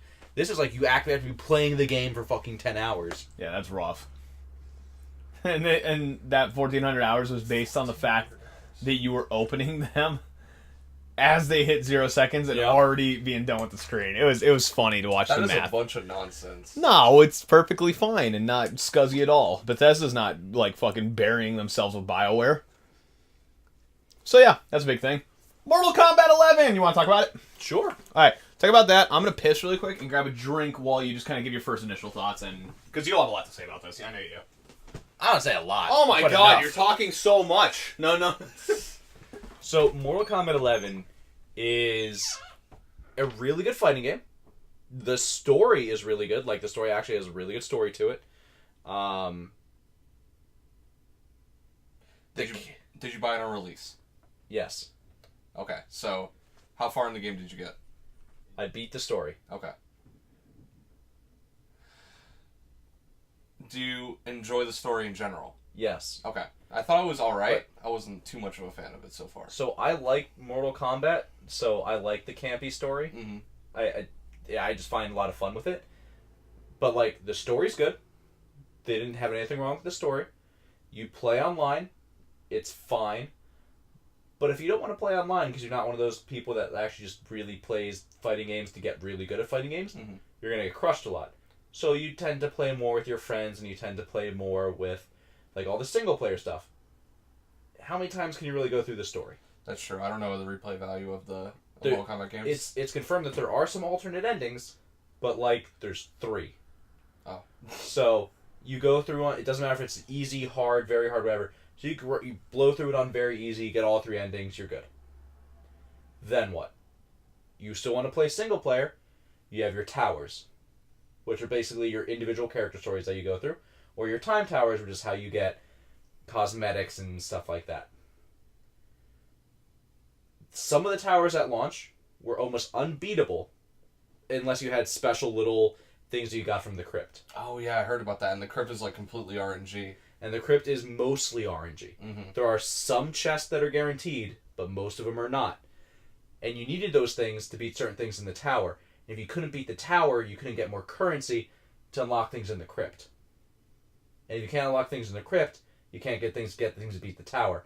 And you see how this cycle repeats itself. So you just gotta pray to God you get the right things, basically. That. Or you can just grind out by doing like normal towers and stuff like that and just completely ignore the timed ones that had all the crazy cosmetics. People wanted the cosmetics. Yeah. They wanted the stuff they couldn't get anywhere else. So they're like, okay, we'll fix that. They fixed the towers. They're now beatable. You don't need all the crazy stuff, whatever. But it seems like at some point there was supposed to be microtransactions in the game to let you buy the other currency you needed for the crypt. Because you need coins. For most of the good chests that actually have like character skins or brutalities or the locked fatality or something like that, they're like, I'd say you could probably find like 11,000, mostly are like 12.5 to like 15,000 plus coins. Mm-hmm. For beating the big towers, you get about 7,500. 7,500. That's a lot of characters. And that is like the most, and that is beating like 24 levels of a tower. Most of the time, people aren't going to sit there and go beat 24 levels of tower. They're going to go do the ones like, okay, this is 10. Mm-hmm. And for that, you get like 2,000 coins. Did you read? So think of... No, I haven't been paying attention. I've just been talking. Alright, talk, and then I want to read this comment. So, if you go and you play tower after tower after tower, on average, you're going to have to do 6 towers before you can open up one chest. And that chest is mostly random. You can get the skin. It might not be for the character that you want. It could also just be more stuff to play more tower, to get more money, to get this thing. Because the cost to reward ratio is really skewed. Ugh. And that's with just coins. There's also souls, which unlock stuff, which are hard to farm. There's hearts, which are damn near impossible, because the only way to get hearts is performing fatalities, which means you have to play an entire match, win, and perform a fatality to get 1 heart. Or there are some places in the crypt where people spawn where you can literally scorpion chain them down, rip them in half, you get a heart, between 1 to 3 hearts. But there's like 8 of those people, and they only respawn once every so many hours. Oof. So like, and one of the heart chests, and all the heart chests, guess how many hearts it takes to open 1 heart chest? I'd say probably about 100 to 200. 250. Oh my god. Jesus. Oh my god. So people found an exploit where there was one body that you do the scorpion chain rip thing that respawned every time you went up and down this lift. So you would literally go up this lift, which took like 10 seconds, went down this lift, which took like another 10 seconds, scorpion chain this guy, ripped him, went back up, went back down. So, okay, so we'll say that's like 125. We'll say you get 2 hearts on average every time. So that's 125 times it's you'd have to much higher skewed to be 1 than 2 and very rarely 3. It's like 80% of the time you get 1, then like 15% of the time you get 2, and then 5% of the time you get 3. All right, so we'll do 1.5 then. So we'll say 250 hearts Yep. divided by 1.5 hearts. And, like, the quickest run you could probably do is, like, 45 seconds, 50 seconds to go up, down, rip, and then reset. Okay. So that's 167 times you would have to do that. Yep. And you said, what's the conservative fastest? 45 seconds. Times 45. And then divide that by what? By 60? 60. For minutes? 125. Wait. No, 60 would be a minute. 125 minutes. 2 hours to open one chest of doing a very grindy thing. Very grindy, very with monotonous. An exploit. Yes. Oh, my God. That's pretty ass. And then there's... that is ass. Then there's Souls, which... Yeah, I know. You like Dark Souls. Which... Yeah, it's pretty good. I haven't found a way to get Souls. You go to Best Buy and you buy it. So, there might be a way to farm those, but I don't know what it is. And even then, I get less Souls than I get hearts. And you need, like... You could buy all 3 Souls games at Best Buy. It's fucking gay. And to be fair, it only takes, like, 100 Souls to do something. Like, oh, there's this soul chest you open up. Usually there's just straight garbage, so you just kind of ignore them. But it's like, oh, I could use my souls to open this chest or this chest. You know the one stage in Mortal Kombat where it's like the thing, if you uppercut them, they fall into the spike pit? One of my favorites. And behind the stage is the moon with the 2 guys fighting? Yes. That's in the crypt. You can go visit that stage. That's so fucking cool. To complete the stage, you can walk across to get to the other side, which there's a chest over there. Guess how many souls it takes? Because your souls are... You take Ermac's amulet, and it lets you actually, like, rebuild the environment. Okay. Guess how many souls? So souls are super hard to find? Pretty hard to find. It takes 100 to open an average chest. I'm gonna go to just go across that bridge. Go across the bridge. Get the one chest that's over there across the bridge. 500. Do you have a guess? 775. Higher. What? Fuck you. Fuck you, it's higher. They need to adjust that. Also, 2,000. Can you just... 2,000 souls to do this. Fuck that. It honestly feels like there was a way to buy these with currency, like your actual money, at some point, but they said fuck it and removed that option, but forgot to change the values to reflect that you now can't... Like they didn't pull it down. Like you can't just buy them easily.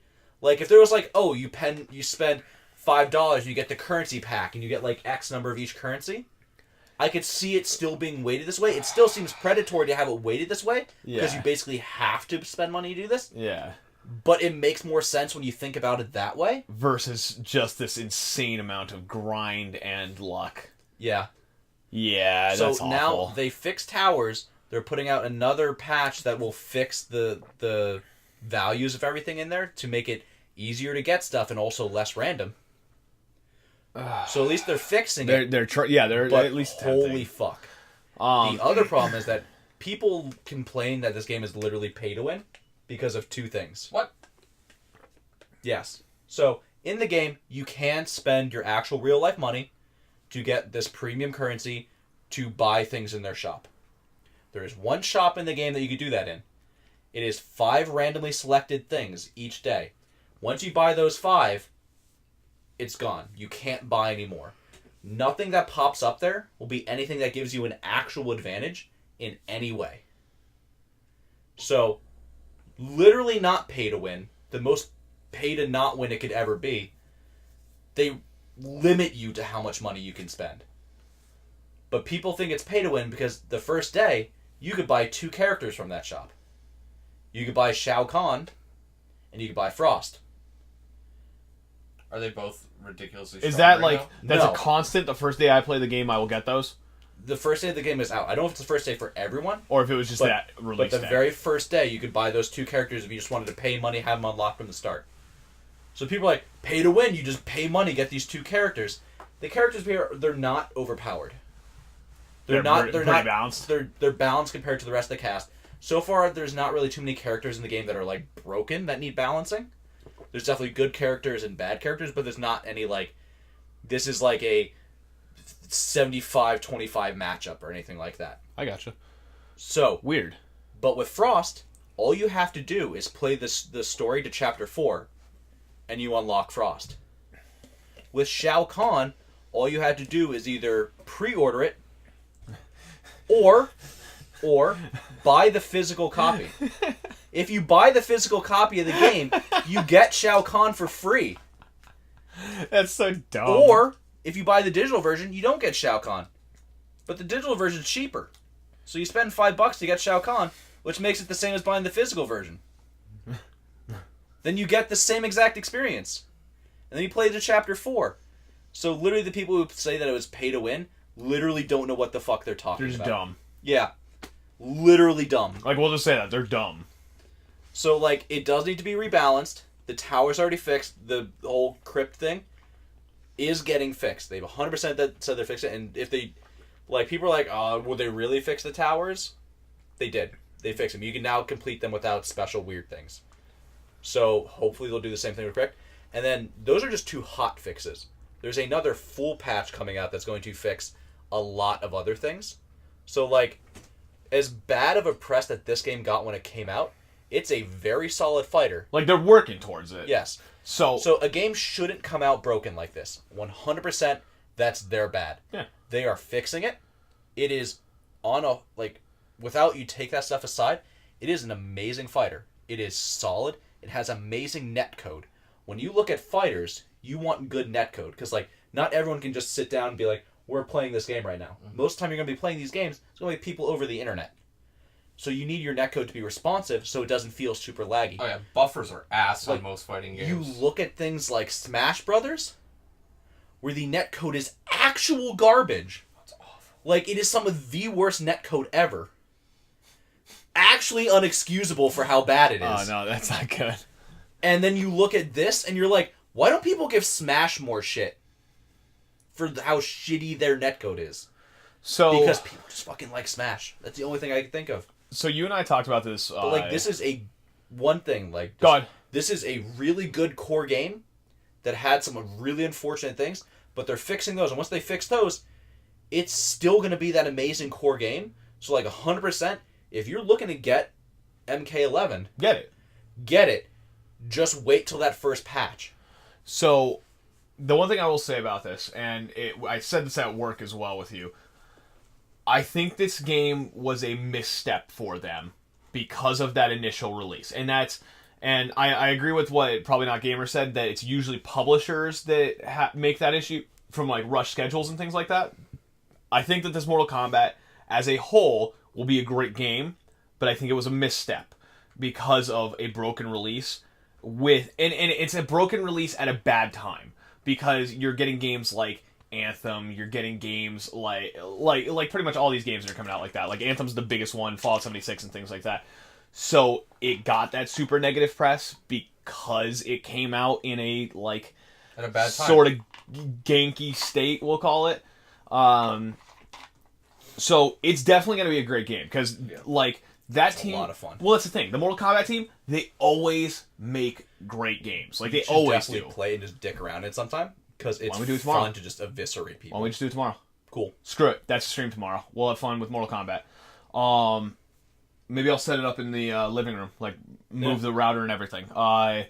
So, my biggest thing is, like, I think this game is going to be a misstep in terms of how many people actually purchase it. Because 100%. Release date was so much negative. Exactly. When it released, I was like, okay, I'm really pumped because I loved Mortal Kombat 10. Is in fighting games, it might be one of my favorites of all time because I loved the stages, I loved the characters, I had so much fun playing it here, like having people over, like I think that was before we even started, like It Might Be Gaming. Oh yeah. That I was having people over my house to play this game, like 8 people at a time with Courtney, and Courtney hates video games. Like, let's get that out of the way.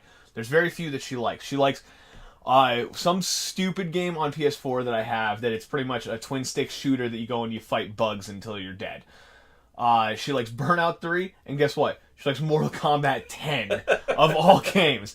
And it's one of those things that I think Mortal Kombat 10 was a very universally appealing game to people that can handle, like, the gore and, like, hardcore aspect of it.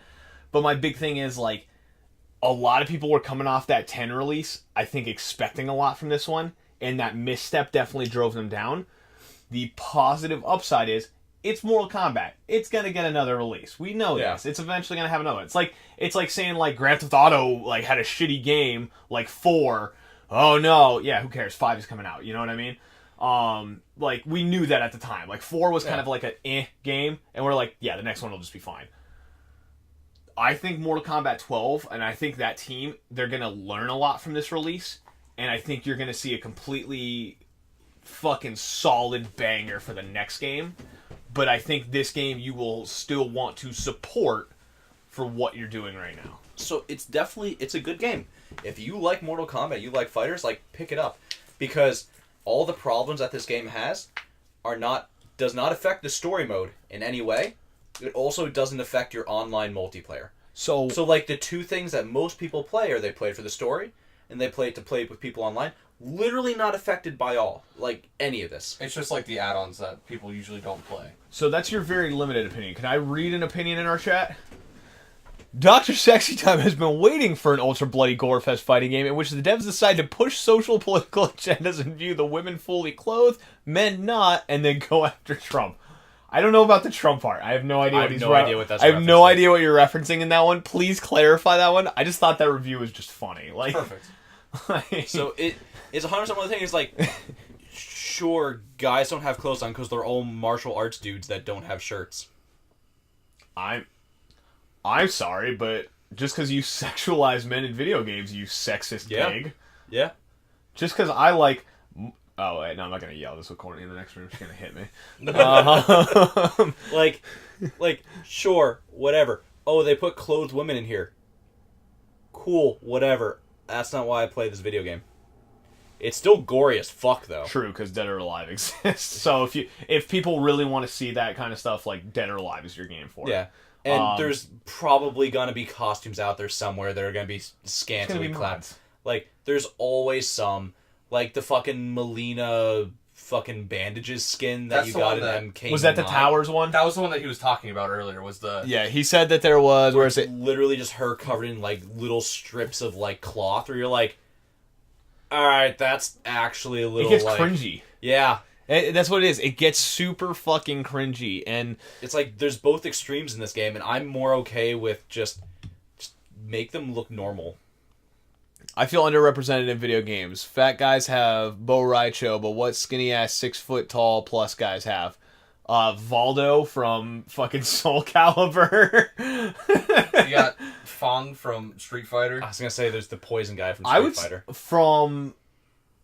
would think... was it Dalsum or whatever? Yeah, because like he's stretchy. Mm-hmm. He's got the whoop fist. I don't know if that's the official term. Don't quote me on that one. But like it's still a gore game. Like overall, there are definitely some stinkers, but like the fatalities in this game, they're brutal. I watched a couple. They are heads and above better than the fatalities in like the past 2 Mortal Kombat games. Like some of them, 10, I didn't like as many of the fatalities, so I will agree 109,000%. Did you see my favorite one? The noob Cybot one, where he cuts their stomach open, puts the smoke inside of them, then he literally like puts his hands out his mouth, rips them in half, and literally goes, ta-da! Mm-hmm. It's fucking spectacular. I want to watch that. Then Jax has one where he rips off your arm, punches off your head, you hear the baseball, dun-dun-dun-dun-dun, music play, then he fucking home runs your head. God, I love Mortal Kombat so much. It's great. Some of them are so fucking good. This is why I like Mortal Kombat, though, because it's like, hey, what's our target audience? People that like to beat the shit out of each other in a video game and want to see it horribly disfiguring at the end. Alright, let's go to like a prison and find out how people want to kill people, apparently, because they... How do you imagine some of these? Some of the fatal blows are meh. Some of them are spectacular. The brutalities are good. This game is really solid. They put a lot of work into it. It's really unfortunate that it has that negative start to it. The second follow up to that is that now that they're fixing everything, there's a group of people that are like, they did it on purpose so that they could then fix it and get in good with all the people who bought the game. It's like, do you guys even know NetherRealm Studios? Yeah. Like they've always been really good at supporting the game. They didn't just do this. Yeah, like even what was it? Boone back in the day always believed that his audience was big because his thing. I forget what the interview was, but he always kind of had that philosophy, and I remember reading it of like, yeah, we make a controversial game, so we need to like make sure people like it. Yeah. Like that was the summary of what I read, and I think it was in reference to Mortal Kombat 2 or 3 at the time. Like it was an old like gamer article, and I remember thinking like, that's a good fucking mentality to have because you know that your audience wants it, and you're going to commit to it, and you're going to help them because you know that they're the only reason that you're able to make these crazy fucking things. Yeah. So good on them. Yeah, good on them in general. A lot of people have stupid fucking opinions when games do this kind of shit, and that's the thing. It's like Bethesda with Fallout 76 and Blades and all that. That's pretty similar happened. Totally justifiable because they're not even like helping their fan base with it. Yeah. That's the thing. It's like if you got they shit on their fan base. Yeah. That's the problem. It's like you got these companies just shitting on their fan base or just not communicating with them and things like that, and it's causing issues. God damn, Travis, this is the second fucking time, you dumbass. Oh man, it's so funny when it just starts deleting them. And was I talking to you? All of his comments got deleted. I need to figure that out. Was I talking to you about the Johnny Cage taunt?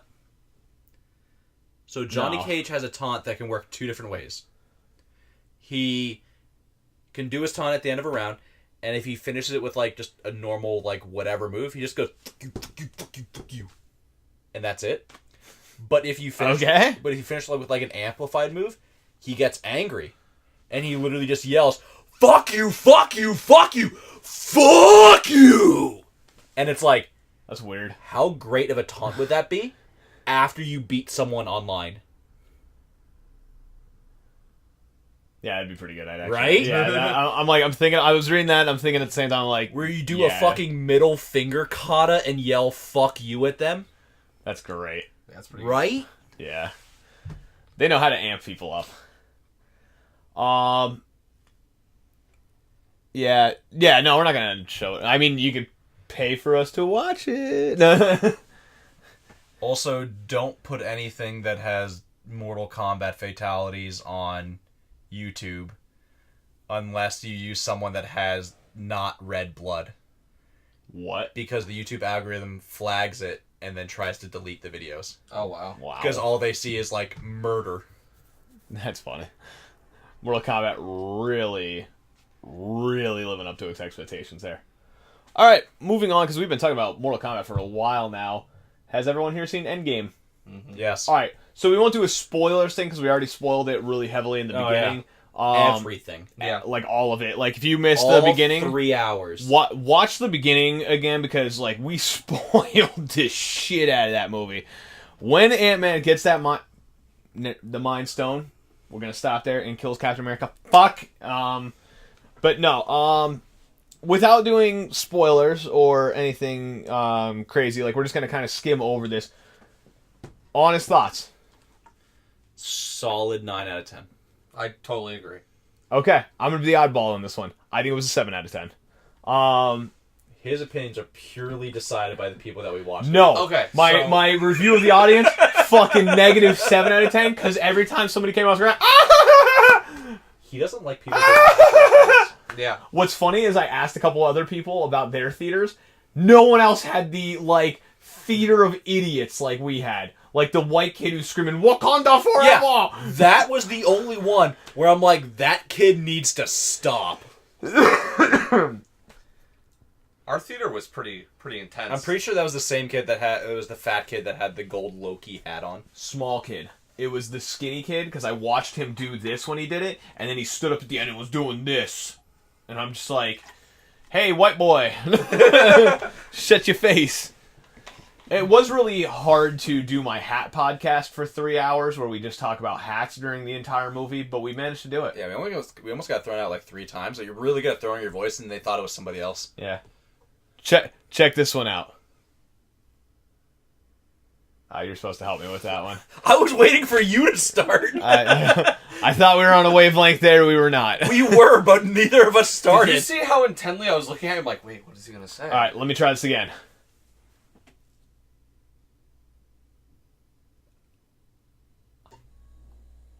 I'm not good at this. If you're just tuning in, we're stupid. So why 7 out of 10? I thought that Infinity War was a solid 9 out of 10. Okay.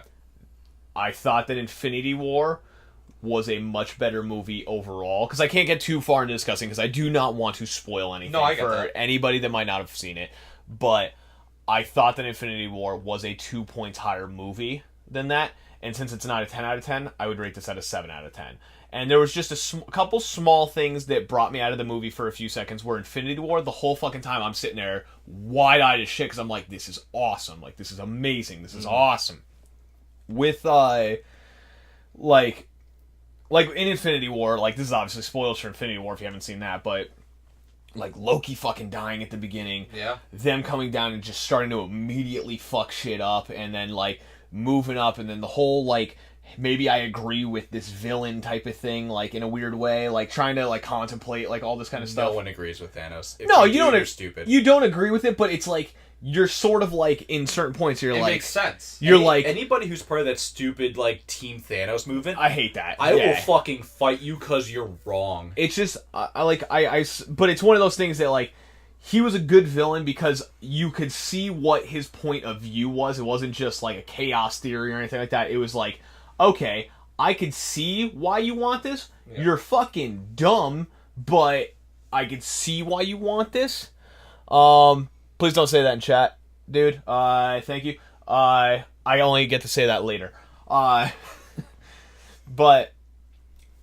I thought Endgame was an incredible movie, and it's actually one of my favorite Marvel movies, period. Or not Endgame, Infinity War. Yeah, I thought that Endgame was good. There are a couple of moments that kind of took me out of the action, especially in one of the big scenes. There was like one particular scene that took me right out of the movie because I was like, this is fucking forced. I mean, the super on-the-nose scene that I also don't like? What, does it have ovaries? Yes. Oh, a lot of ovaries? A lot of ovaries? Yeah. Yeah. That was the scene that immediately when I saw that, I'm like, oh my fucking god. Like, I get it. Like, was I talking to you where there's so many better ways they could do it? I know I was talking with a bunch of other people at work there. Yeah. Like, there's so many other ways they could have done it, got the same message, but just done it so much better. More subtly and well written. I was about to say, it's like they're acting like their audience is really dumb, and they're like, here you go, here's some stupid fan service for you. I don't even think it was fan service. I think it was just a very, like, pushy... It was on the nose. It's like, did you get the reference from this movie? Well, guess what? We're also referencing this movie, too. Are we talking about the same scene? I don't think so. I think we are. I don't think you are. No, 100% we are. Okay, we'll talk more in depth later, because I'm interested as to what you mean by that comment. Yeah, me too. I actually... Would you stop posting links, you fuck? Wait, you actually got that link through, though. Infinity did that scene a lot better. No, yeah. Infinity War did it a lot. A lot of stuff really well. I actually hear the Karate Kid on YouTube is actually pretty good. I heard it's awesome. That's Dr. Sexy kind of loves it. Yeah, Cobra Kai does sound good. But no, my big thing is like there were a couple of moments throughout the movie, the biggest one being that very obvious one that pulled me right out of the movie, and I can't think of a scene like that in Endgame or in Infinity War. Endgame as well. We know the outcome. Like, we know the outcome because of, like, trailers that were announced and everything like that. So it's like, in Infinity War, you weren't sure what point they were going to end it at exactly. You weren't sure if it was going to be, like, right when Thanos snaps, or if it was going to be, like, a little bit after that or anything like that. And it was a very cool, like, non-win ending and blah, blah, blah, blah. Infinity War, or Endgame, was great. I love the movie. I don't give a lot of movies over a 5 if they're not good. So, like, to get a 7 in my book is really good. To get anything above that, it has to be an insanely good movie in my book. So I get why people liked it, and there was a lot of fucking crazy, cool stuff that happened, and, like, a lot of stuff that people have been waiting for that had happened. A lot of it was just references that people have wanted. Yeah. And we never got. And I think... that was overdone to an extent in a weird way, and that's why it kind of like brought me out, because it was like, okay, I get that this is the last one in the series for now. Not every single thread on the shoelace needs to be in perfect place. It's not even that. It's just like there were too many. They don't have to tie up all the loose ends. There were too many like nods. See, I'm fine with that because it's a comic book movie. Yeah. And people who are going to see it on average want to go see that movie because they also like the characters from the comic books. Yeah. So seeing the comic book character do the comic book thing in the movie is what makes people go... I'm not talking about specific actions. I'm talking about some characters were kind of just shown on screen and like wasted fucking time just to be like, remember this person from this? Remember this person from that? And that was kind of something that brought me out personally. So there was a couple of those, but they're like, because they're very second characters. They're not the primary character of the thing. And that was what brought me out, because I'm just then I fucking remember this person, but where they literally have to write them out of the story, because if they were there, they can literally just solve the problem. I don't know what's going on over here. They're just going fucking hard over here on Cap and Bucky tongue kissing and Iron Man using Hulkbuster to spoon with the Hulk and shit like that. I love our chat sometimes, but like, and I'm not saying that's for everyone. It's just like, for me, I infinitely like the Marvel Cinematic Universe more than the comic book universe. Like, that's a big thing for me. It's like, I love the movie aspect because I like movies more than I like reading because I can't read. I can't even read chat right now.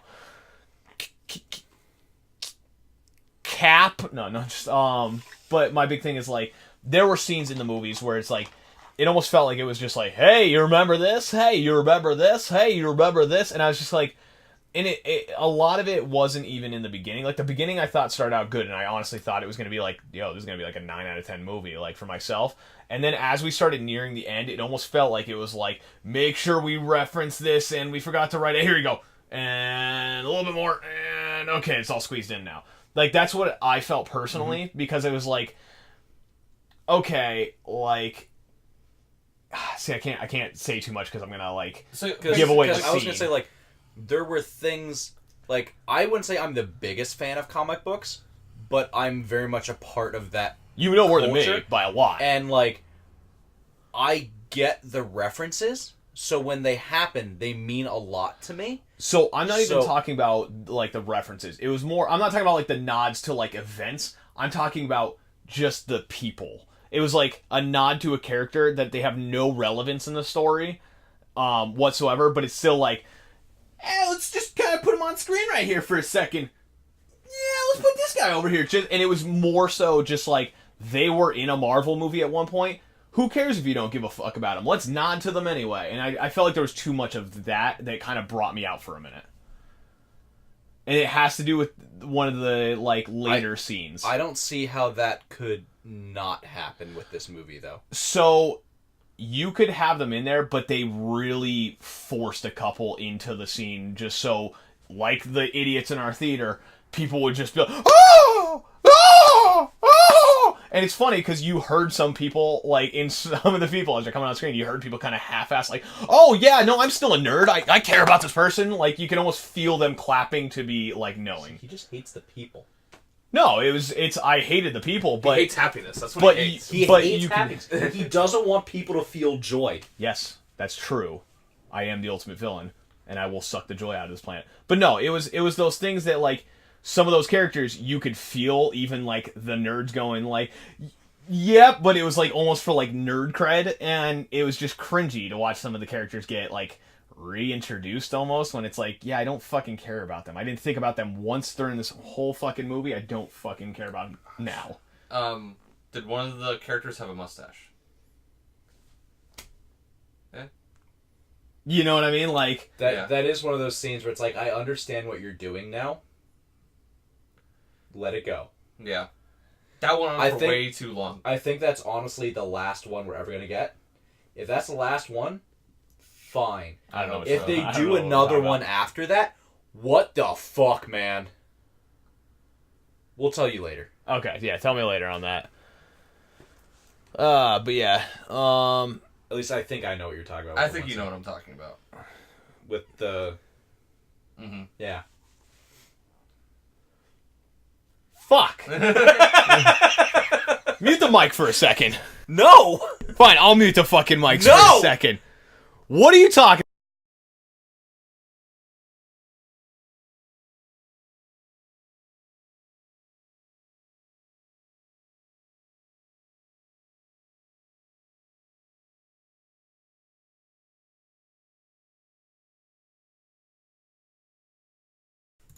I don't fucking know what they're talking about. They weren't even fucking talking. They're just moving their mouths like a bunch of pieces of shit. Fuck Endgame. It's a 0 out of 10 now, you pieces of shit. Fans like you. Fuck it. Don't go see it. It's garbage. They agreed. Just mute their mic. Just mute their mic really quick. Do you guys agree? No. Yep. Absolutely. No. God damn it. Anthem is down to 215 viewers after a failed live stream last week. You hear about that yet? No. Okay. I still hear people at work talking about that game. Jack? And it just sounds like the most disappointing thing ever. Then they start talking about Destiny, and it somehow seems more disappointing. And I don't understand how a game that's at least still a game could sound more disappointing than a thing that's not even a real game anymore. Damn. Yeah, you tell them.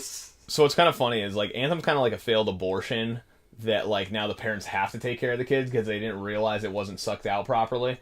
And now they're kind of just... Now just like half a kid. They're trying... No, they're trying to be... 2/3 of an arm and it's missing its leg. They're trying to be good parents, but they have no money and they're addicted to crack. And they keep fucking up the kid worse, but they keep trying to say that they're going to make the kid better. And now the kid can't read and he's got the shakes. Wilkes-Barre. Pretty much. The homeless guy in Wilkes-Barre tried to rob me with a pen. All grown up. Anthem's a homeless guy with a big pen.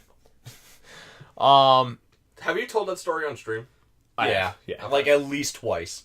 Yeah, that story has come through, so okay. I'm not going to recrap that one, but what is happening? Never mind. But yeah, Anthem was down to 215 viewers on Twitch.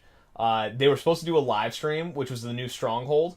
Apparently a fiber wire was cut outside of their office, which prevented that. So they had to stream it a week later after it was already released, and all they did was play the Stronghold that people have already been playing.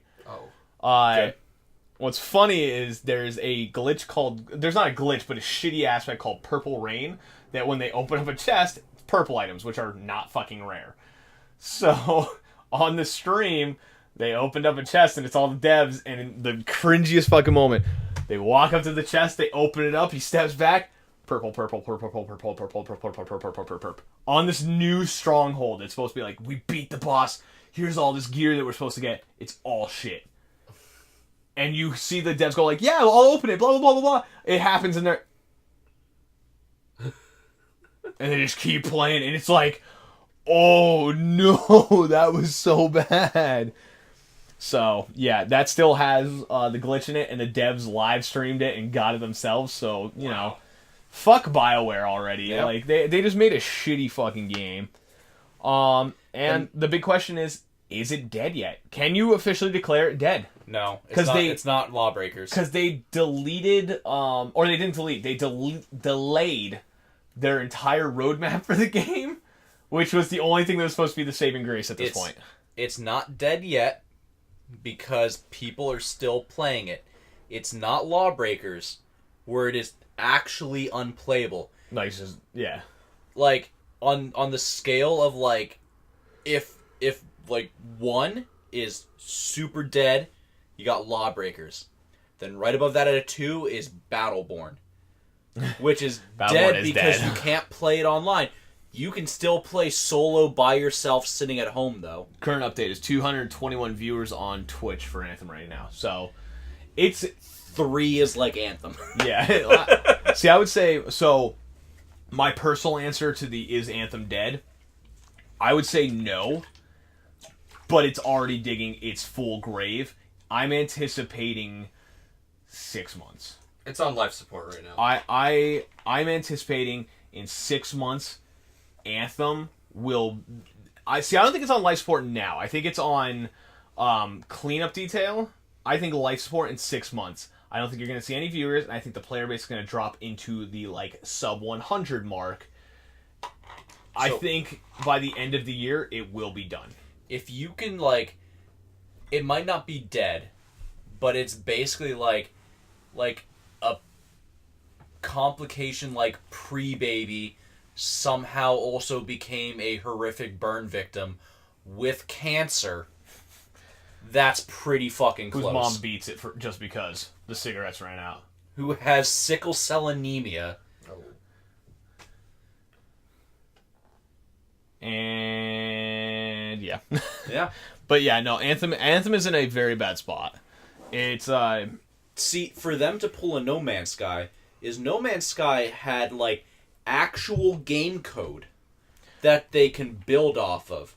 For them to rebuild Anthem, you have to rebuild. They have to rebuild the entire game. Yeah, it's the only thing they could reuse is graphics. And that's the thing. It's like the fundamental is just gone for it.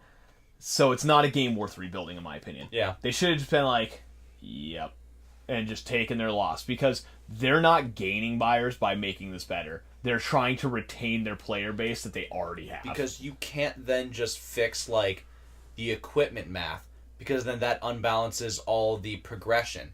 It unbalances all the other weapons. It unbalances all the scenarios and raids and everything else. Like, everything literally would have to rebalance the entire game. Yeah. So, Anthem is on a very bad term. I don't think it's going to die immediately. I think you got 6 months that you're going to be able to really keep grinding. Or you can be with your no armor and first level weapon. Or you could be the people that are still playing Destiny because it's still a fun game. When you're playing weekly challenges that you don't actually want to play because the rewards suck, but it's the only way to get the reward. So you grind it out, and some of them are actually impossible to complete until they patch it. So you're doing things you don't want to do to get something you don't want, but it's the only thing to get it, and it's the only thing left to do in the game, so you do it anyways. You could be those Destiny people. Or, third option, play Warframe like a normal person. Actually just get a good game that does all the things you want. So that's my big thing is, I don't understand the people that play... It's free! I don't understand the people that play Destiny. And the reason I don't get the people to play Destiny, because the people who play Destiny bitch about Destiny all the fucking time. It's a hate relationship. You get that from every, like, community. Like, you go in the Division Discord right now, it's people bitching about all the things they don't like about Discord. Or about, about Division. But it's like, it's weird. Like, people, people still play the Division because there's fun things to do in the Division. The people who play Destiny are literally doing things that they just don't want to do just to keep playing Destiny. Yeah, it's the weirdest thing. Like, whatever, what's the studio? 304? Bungie. Are they still Bungie? I don't fucking know. I think they're Bungie. But whatever. Whatever Bungie did with their little, like, mind control to make people play it for this long, good for them. Amazing. 343, yeah. But every person I talk to that plays Destiny, every single one that I talk to, it's the same thing. Yeah, I still play Destiny. Oh, should I start playing it? Nah, I don't really like it that much. And it's like, well, why do you still play it? So, I've talked to quite a few people about this, and a lot of it's like, they're like, oh yeah, I really like playing Destiny. And it's like, but what are you doing? Like, nothing that I like doing. And it's like, well, why do you keep playing? Because I've already put so much time into it. Yeah. It's like, just stop. Yeah, you stop. Put so much time into it. It's like you go, well, there's going to be this new thing coming out, and there's new thing coming out. It's literally just breadcrumbs that to get that new thing, you're going to do more stuff you don't want to do to get that new thing that you don't want. Yeah, it's a very what was that thing? It's like you buy the product or you get excited to buy the product and then just wait and get excited for the next product to come out. Yeah, it's one of those things. It's the Apple syndrome. Yeah, I'll agree with that. Just sell your soul to League of Legends. That's it. Just no. Only play 1,500 hours of League. It's literally a schedule for people at the point to keep up your friends that play to keep up with you. The player base is stuck in a loop with themselves.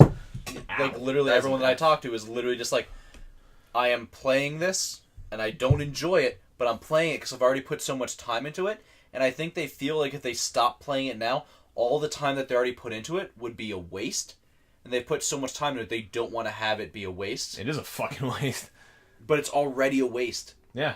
It's like their mentality of, I don't want the time I already spent this to be a waste, but it already has been. Yeah, if you're not enjoying it, it's a waste. So, because, like, I love using Rocket League because it's one of the games I have the most time in. 1,450 hours. Mm-hmm. I still love playing that game. Yeah, there's some shit that I don't like about it, but in Rocket League, you don't really hear me talk shit about the game because it's like I still have fun playing it. And the second it stops becoming fun, I just don't play it. There's been times where it's been a month without me playing Rocket League because I'm like, you know what, I'm not having fun. And I go back and I'm having fun. With the Destiny, it's weird. They always do it. Oh yeah, we did lose focus. You're good now.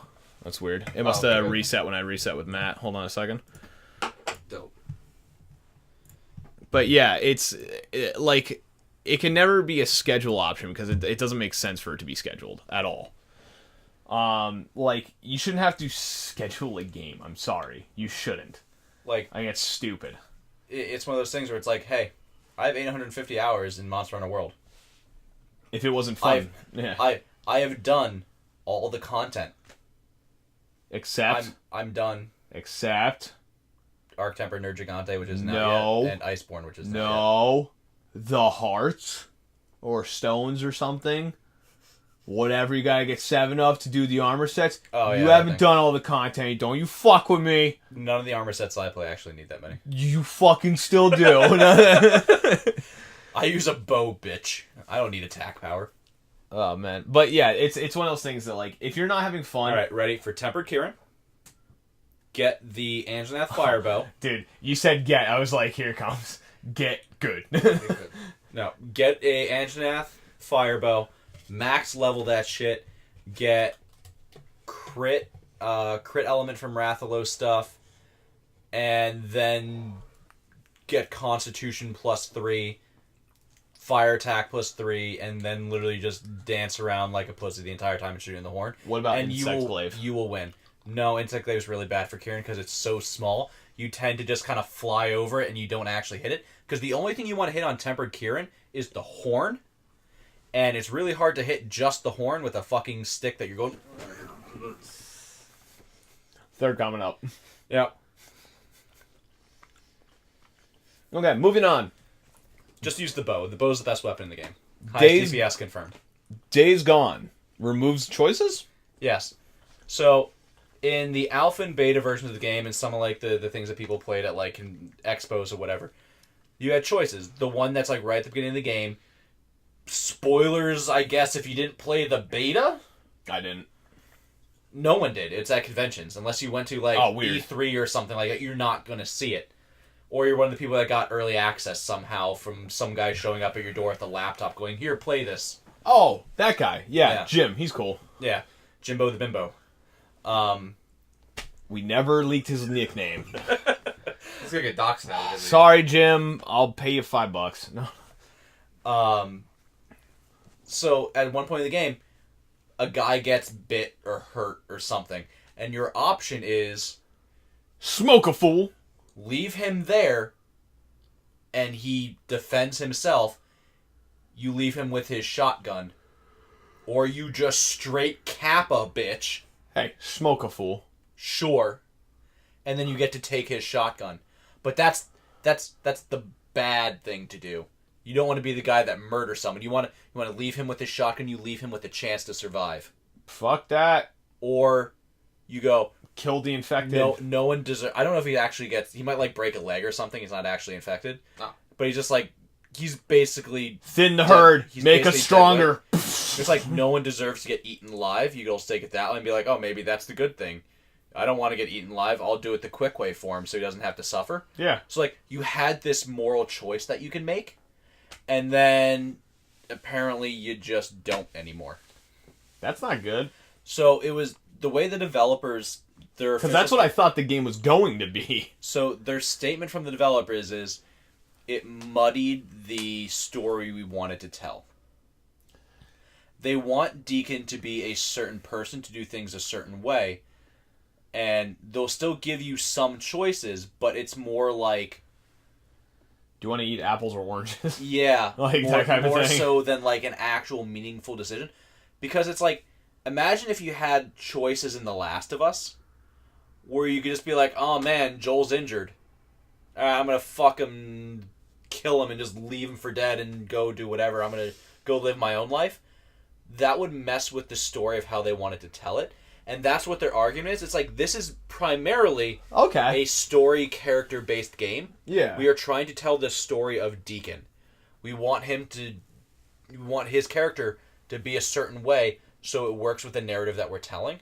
And having the choices to do the good thing or the bad thing muddied that water, because they didn't really matter to begin with. It's basically like, you did the bad thing, now someone will be like, oh man, you shouldn't have done that, but you get this cool shotgun, or you do whatever, and it's like, I respect your decision to help that man, but now you don't have the shotgun. But that's about as far as it kind of went for most of the decisions. So them just removing that choice doesn't really affect the gameplay all that much. It just gives you a much more structured linear storyline. So like a more linear... God. Someone needs to explain to me why there's so much hype behind this game, because I don't get it. It's quite literally, did you see the hordes? Yeah. They're fucking cool. It's like... It doesn't catch my interest. The gameplay looks fun. Yes. And the environments look good, in my opinion. The environments look good. I think the characters look weird. Awful. But the characters look weird. The environments look great. The horde looks cool. The gameplay seems fun. It's a single-player, story-driven game. Has it evolved a lot since the first E3 showing? Not much. Then Let me ask you this, though. What do you expect out of a zombie game? I expect to shoot zombies and play a story. That's it. It's doing it well in those regards. Okay. That's why there's hype, because 99% of people are like you. It's like, if I'm playing a zombie game, guess what I want to do? I want to shoot a shitload of zombies, and I want it to be kind of challenging with the horde. I want them to be able to improvise and do things like, kind of like for Left 4 Dead, which...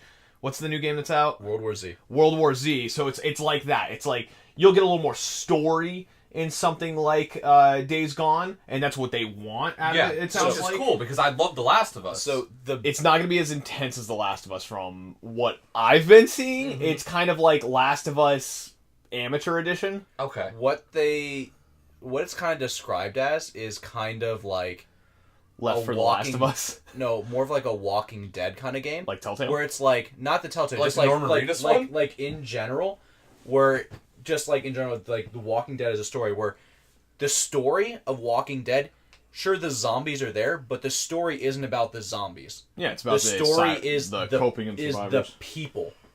That's how this game is. It's like, sure, it's a zombie game, but that's not the focus. The focus is Deacon and his story and how he survives in this world, more so than go fight the Zambambos. Okay, so that makes a lot of sense. Travis said something really good. If it's just a random large horde that runs at you mission after mission, it will need some variation or will be boring real quick.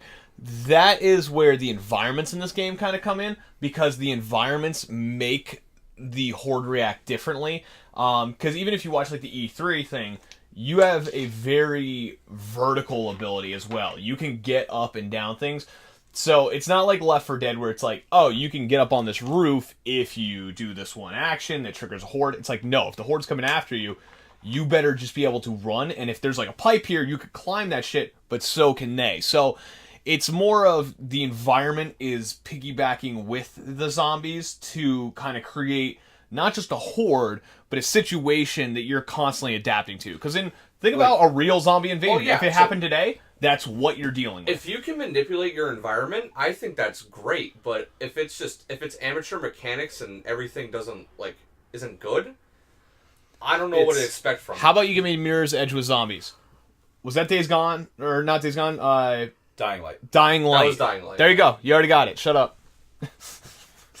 It's Dying Light. It's just Dying Light. Mirror's Edge with zombies. Yeah. Dying Light. The first showing of Days Gone at E3 was like, the person who was displaying the game was displaying it poorly. See, they focus, like, when they showed it, they focus on the zombies. They make the zombie the focus. But like what everyone says about the game is, zombies are there as a medium, but they are not the focus. As a medium to tell a struggle. Yeah, they are not the focus of the story. Mm-hmm. The focus of the story is Deacon. You look at the box of the Collector Edition. What's on the box of the Collector Edition? It's him and his motorcycle, and on the back it's him proposing to his girlfriend. Okay. There's like maybe 4 zombies on that fucking thing. Like, that's not the focus of this game.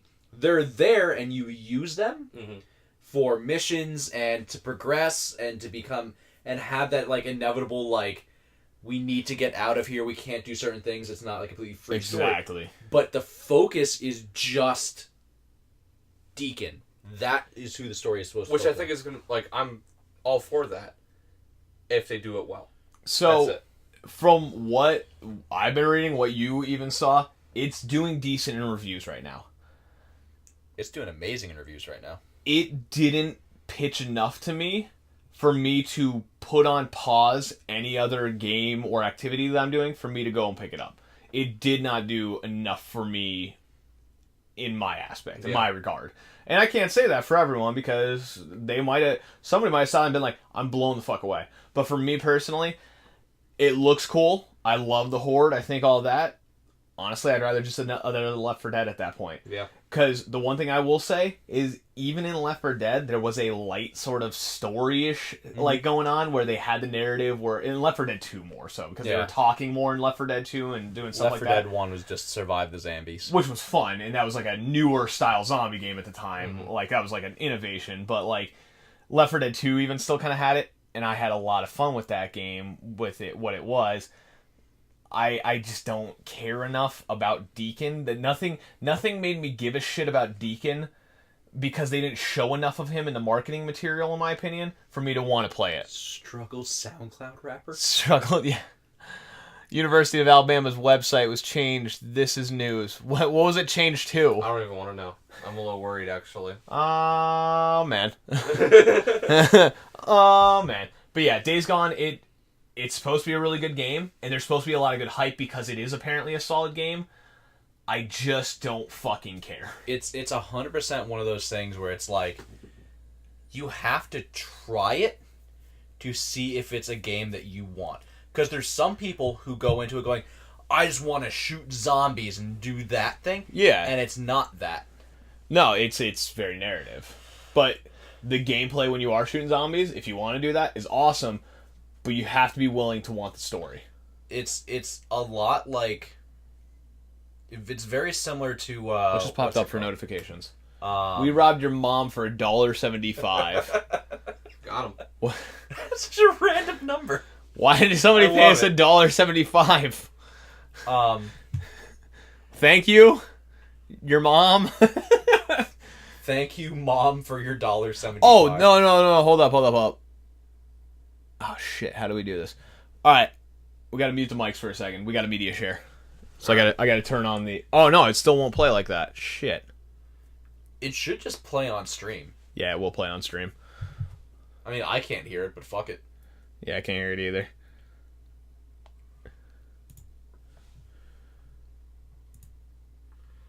McConnell loses clutch of Ji-Kun something. What? I don't know. Apparently you need volume for this, Chris said. I don't fucking know, man. It looks like a weird World of Warcraft thing. I don't care anymore. The thing is, like, the only problem is, like, I'm trying to play this. You didn't use media share. At all.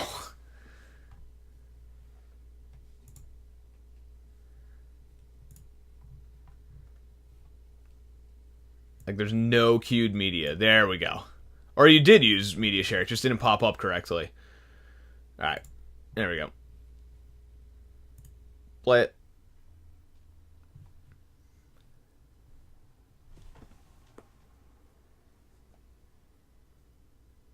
Oh, now I see the video. Oh, yeah, it is some stupid World of Warcraft shit. Hope it's not racist. Oh, man, look, there's some people running around a dead bird. This is great. Some dudes in a menu. I can't do anything either because I get these fucking Twitch ads all the time. Fuck it, we're going to play it again.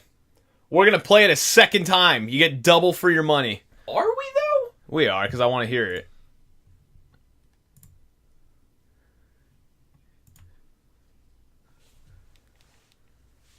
I don't care that much. Fuck it, we're going to play it again. Fuck it. Play it a second time. You get double for your money. We are, because I want to hear it.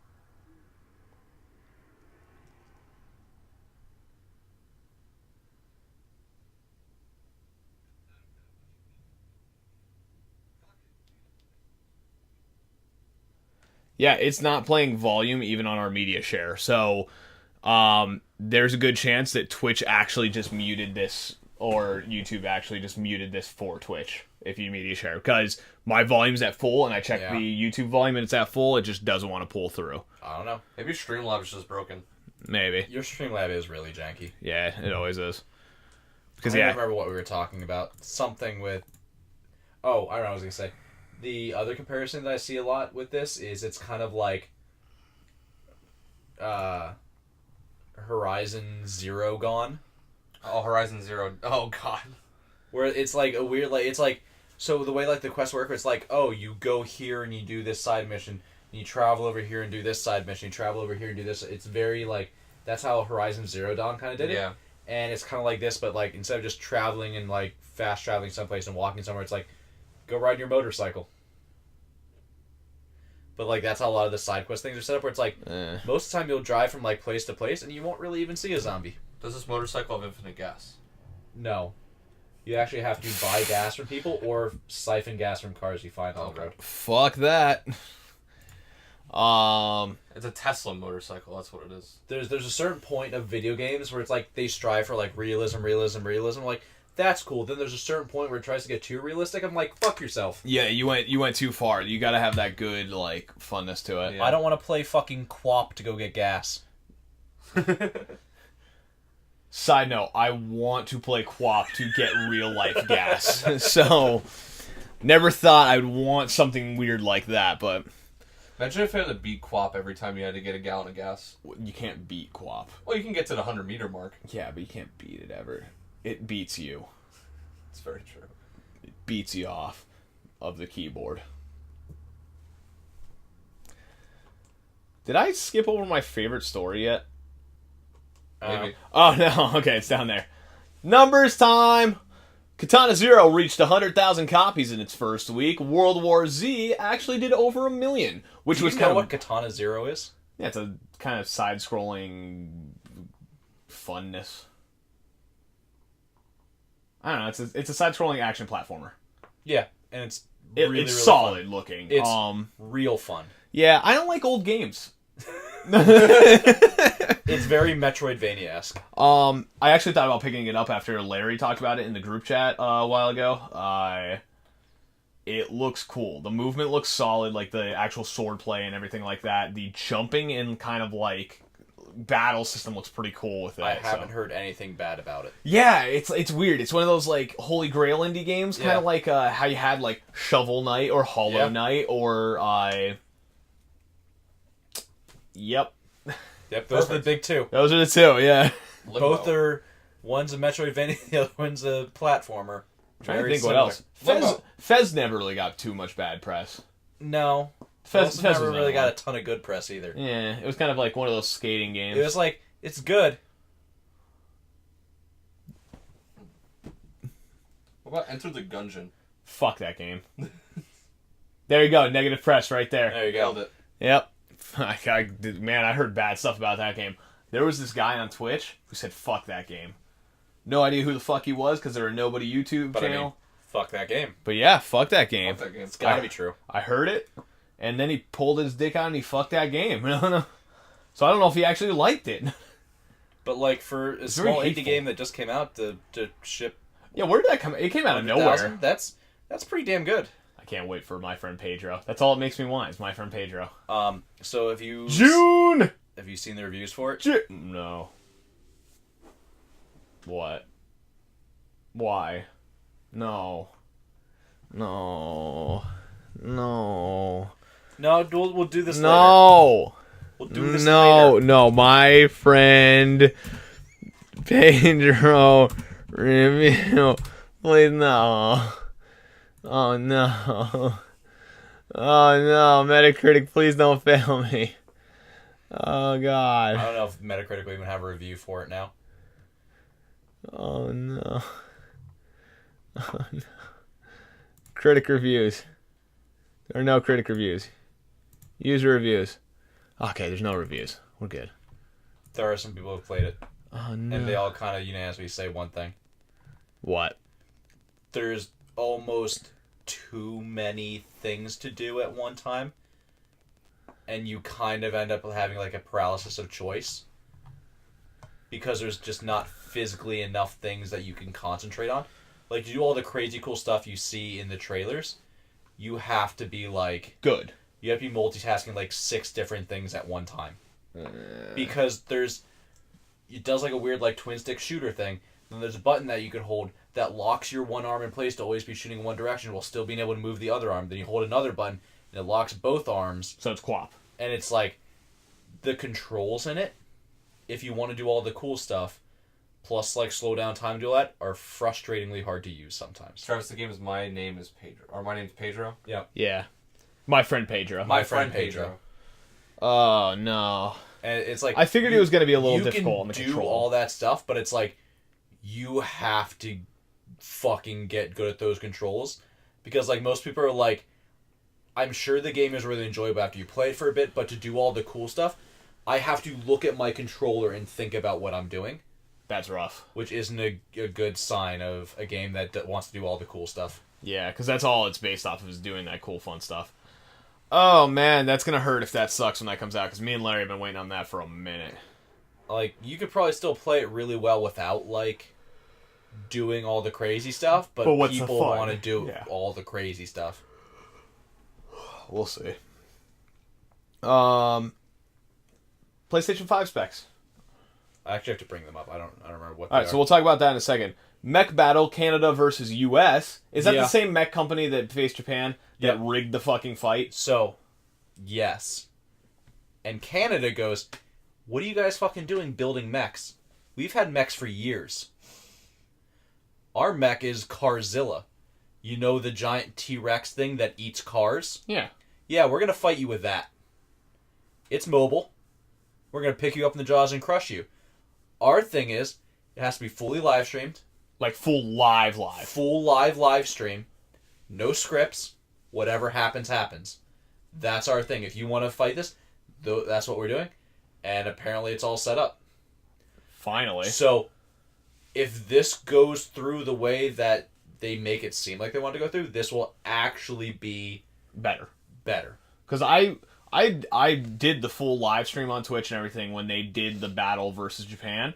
And honestly, like, if you watched that original one, Japan would have beat the fuck out of our robot. Like, our robot was fucking garbage. Literally made of garbage compared to the one that Japan brought out. And with that script, it's the only fucking reason they won. Japan's robot was like this, like, tripedal, like, wheeled monster that was just a solid, like, brick. Mm-hmm. Ours was a fucking trash can. Yeah. Nice. I hope that Canada beats the fuck out of our robot just because they disrespected their audience so much by saying it's going to be live fight, and then doing that scripted bullshit. Yeah. I hope Canada fucking trashes our robot so bad that they start a live stream and fight Japan's robot. The thing is, you might literally get to see Carzilla eat the robot. Good! I hope it fucking does. I hope it destroys it so bad that company goes out of fucking business. Fuck them. BattleBots was a better fucking time than that garbage. But no, they went and did a script. Who the fuck... If I want to see two fucking mechs battle, what do you think I want? Random ass just battle? I don't give a shit if my country wins or not. You want to know why? Because they're fucking mechs. Yeah. I don't give a shit who wins. A mech's winning today, and I'm winning because America's all about fucking mechs anyway, and goddamn money. Well, I'll tell you... I want to fuck a mech. I want to fuck Wing Zero. Would it be like the exhaust port, or... No. Right in the cockpit. So, have you seen, oh god, what the fuck is no, hold the fuck on. The fucking load times for PS5 should be nuts. No, they won't. You know why? Because they're basing their fucking load times off of PlayStation 4 games, not next-gen games that will have, guess what? Equivalent fucking load times. I hate that they use Spider-Man fucking... No, I hate that they use Spider-Man for that fucking example. You want to know why? Because fuck that shit. Oh, Spider-Man's gonna load so much faster. Fuck you, it's an old game. Go ahead. I'm gonna put a needle in that because you're wrong. Second. So... I'm not wrong, though. They're using 1080p textures. What was the fucking mech game that Kojima made with Jehuti and Anubis and all that? Djibouti Doves? Metal Gear? Zone of the Enders. So, do you know where the cockpit in the Zone of the Enders mechs are? The butt. No, it's literally a cock. Hell yeah. They have Kojima doing it right. They have literally like a cockpit, and he literally said, like, why did you design it that way? He's like, well, it's called a cockpit, so fuck it. I made it a cockpit. And he literally, like, and I was just like, oh. That's funny. I appreciate that. So what? Let the war begin. No, it's as we move forward with tech, we're also moving forward with textures. We're moving up with polygons. We're moving up with this. They're basing next gen technology off of current gen games, and like load times will be crazy. So what should they have used? They shouldn't have fucking brought that up.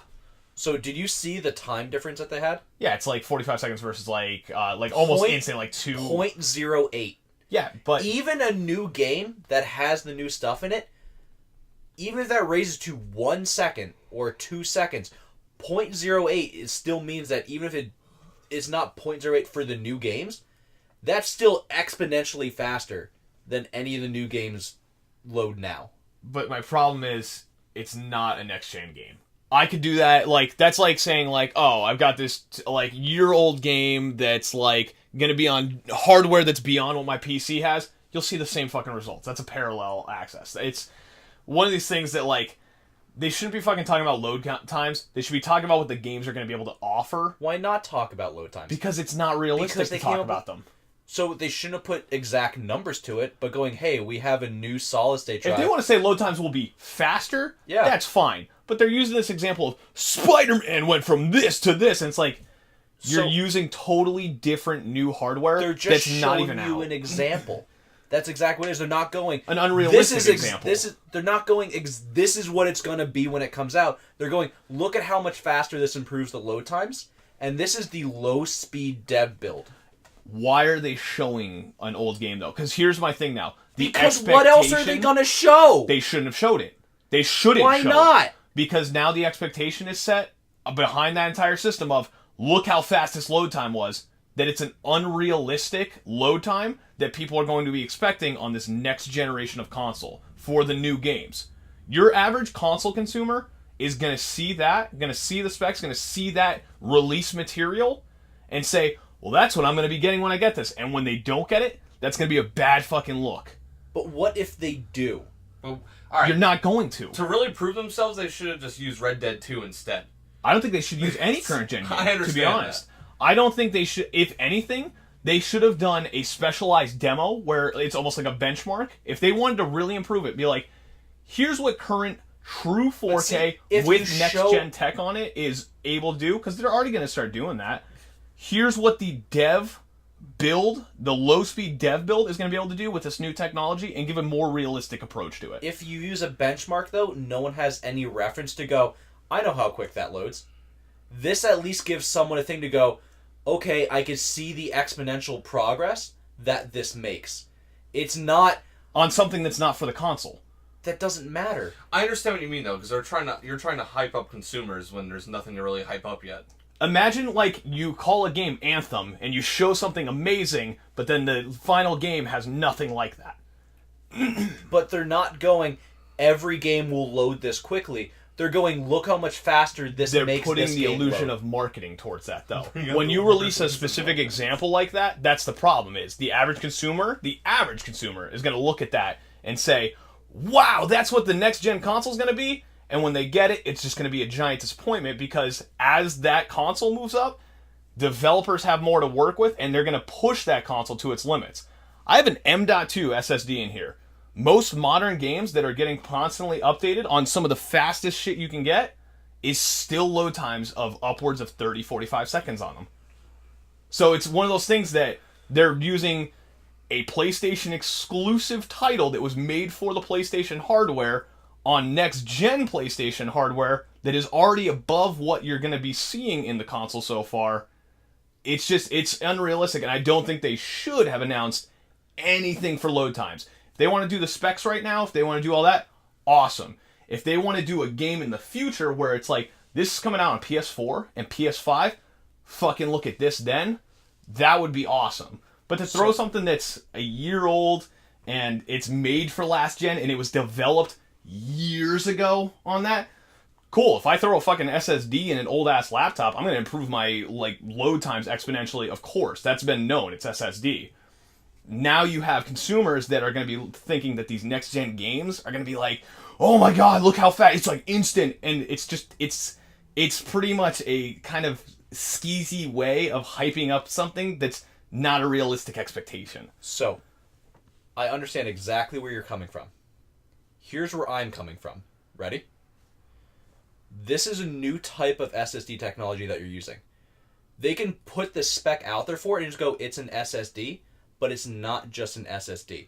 It's something new that they're doing to give faster load times. So just putting the spec out there... It's probably a soldered board. ...doesn't give anybody any idea of what it actually is. This gives people an idea. An unrealistic idea, though. They don't need a realistic idea. Most consumers do to make an informed purchase decision. That's like saying you don't need a realistic example for a video game you're about to buy. All they're trying to do is they're trying to show you how much faster this new technology can be. They did that by looking... old games, though. By looking how fast the loading is. They went, here it is running on the old console. You could see the texture pop in and all that stuff. It's not doing that now. But, my only thing is, it's like... So if they're using an old game, sure, they'll say... It's a shit example. They could go, this might not be as fast as it is, but look at how much it can improve. They didn't do that, though. They showed, here's the load. They didn't say, now this is an older game or anything like that. Did you watch the interview? I did. Because I was like, holy shit, PS5 specs. Yeah. I watched 5 different ones, including Yang Yi's and all these different ones that really break them down. They pretty much just gave an example and were just like, this is the new tech. It's a shit example. It's, if I run an old game on this new PC, so let's do the time period. This PC was current as of last year. If I ran a 1.5-year old game on this newer tech that would have been a year out, so that would have been a 2.5-year-old game at that time, yeah, I'm going to kill load times compared to 2.5 years ago. I had totally different graphics cards 2 years ago. So you're saying if you put out specs that say this is a new type of SSD, you should just wait until there's technology that's going to be more for it. Just don't give any example of what it can do. So people... Not at this point. I don't think they should have launched specs this early because they haven't even announced the console. I think once you announce the console, that should be finalized specs because it's a dev kit build. And my problem is, dev kit builds, even low-powered ones, are usually more powerful than the consumer model 99% of the time. That's a big thing that even Hard for Games talks about all the time. It's one of those things that, they're announcing this and they're giving, old tech... They're giving, old games that were made for a specific console that's just getting a revamp.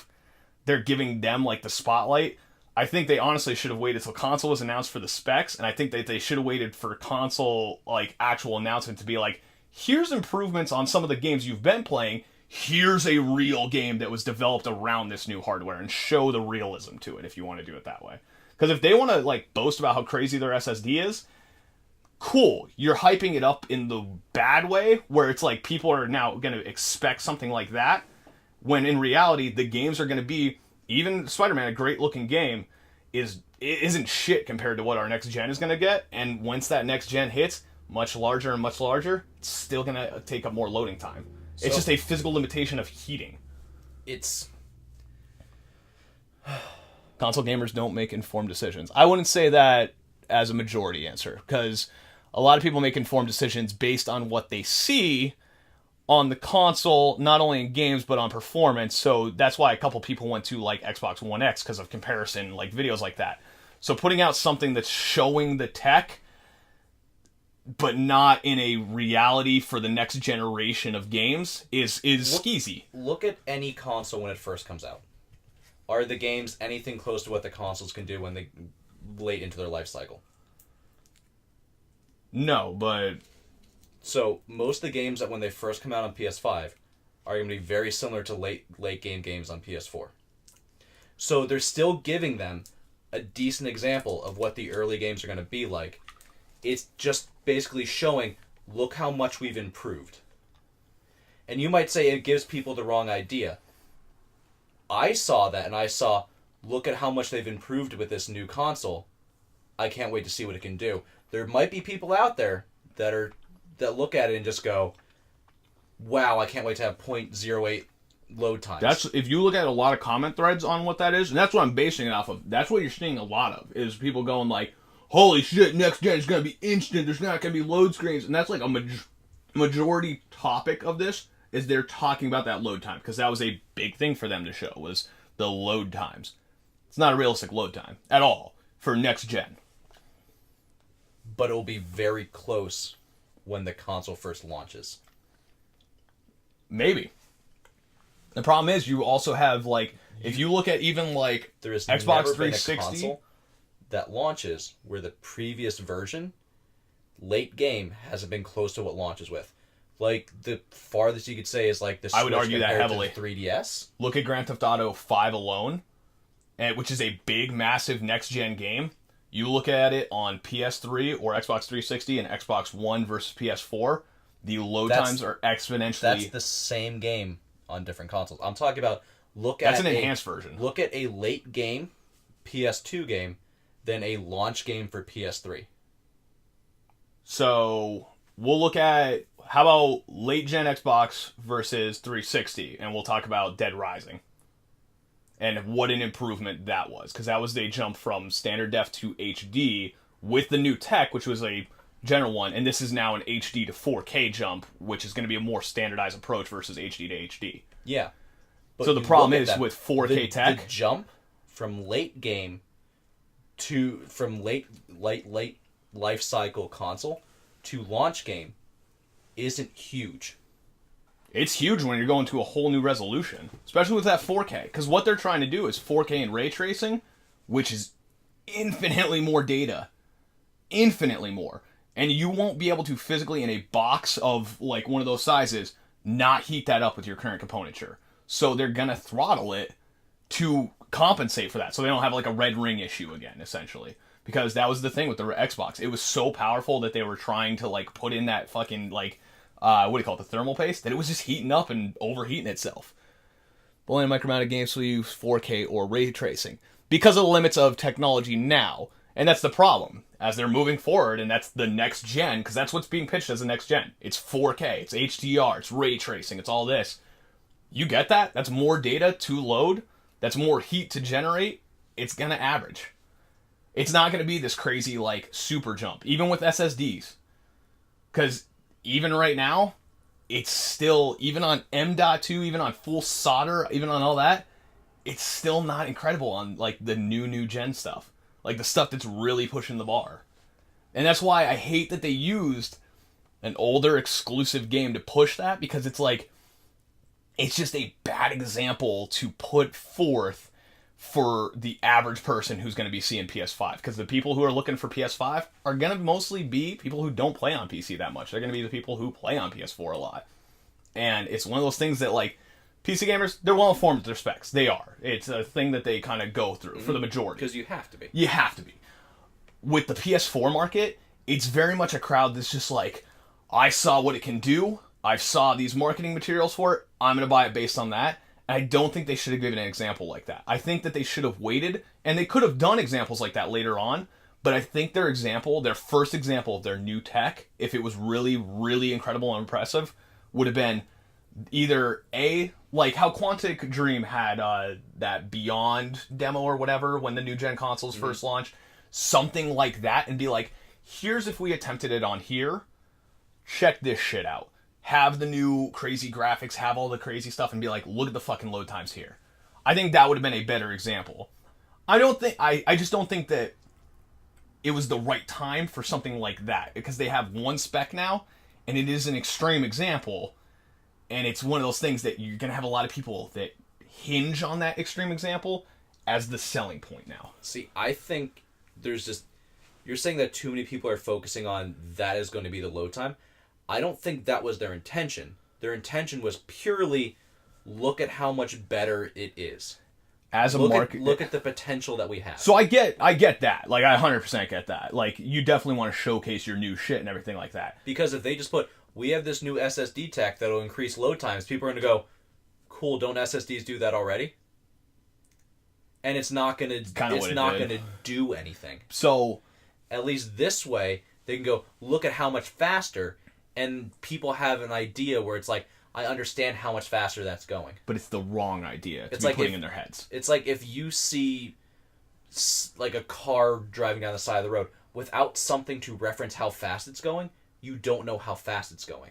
This at least gives you some kind of frame of reference. So, car speed is exact science. That's the only problem. It's like, with this, if I was to put like an old engine in my new car, or if I put a new engine in an old car and had the new engine and the old car, like, yeah, it's going to go faster with the same weight. That's very true. Console gamers don't look at specs, they need a visual example. On average. And they got a visual example, but it was the wrong one. That's what I'm saying. That's why I'm saying they're not going to look at the SSD specs. And that's why I don't think the specs in general should have made an appearance until the official announcement. Because on the official announcement, they could have given a more realistic, like, example of what you're going to be buying. Because right now, people who are starting to research that PlayStation 5, because that's a big rumor. I mean, we've been hearing about the PlayStation 5 at work for a fucking year. You got people Googling it, going crazy. They are literally now going like, dude, I saw it. The load times are fucking like a second. And it's one of those things that it's like, cool. I get that they wanted to show that off. I just think they should have waited till they were like, here's what your current games do. Here's what your fucking next gen games are at this point. And had like a realistic approach to it. Because you're going to be sitting there and you're going to be waiting. They could still do that. Yeah, but right now, it's like they kind of just gave you something that you're supposed to kind of just take at face value. Travis, is a good question. What would be the better option? A next-gen tech demo or game, even if it's first party? Like something, if they just commissioned Insomniac and were just like, make a 2-minute, almost like not test benchy, but because I hate that, but like a visual demo with realistic load times and things like that. You obviously have these dev kits. You probably have the heavy version and the lightweight version. Make a 2-minute thing. Let's just showcase what the realism is, or wait until multiple devs have it out and start showcasing some crazy stuff. Here's the problem with that. Consumers aren't familiar with that. No one knows exactly what that is. They have had hands-on time with Spider-Man. They know how long the load times are. I'm going to go back to the car analogy. You have a perfectly white room with no distinguishing features. You have that car going at X speed. Just by looking at it, you can't tell how fast it's going from externally.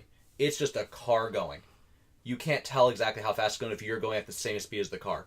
You put some kind of marker somewhere, like lines on a wall, so you could actually go, oh, it's passing this many lines per second. I could actually see how fast it's going now. You have an idea of how fast the car is going. If you have an example, you go, here, make a thing to show off. It could be the most beautiful rendered thing in the world that, sure, it might really be rendering in real time.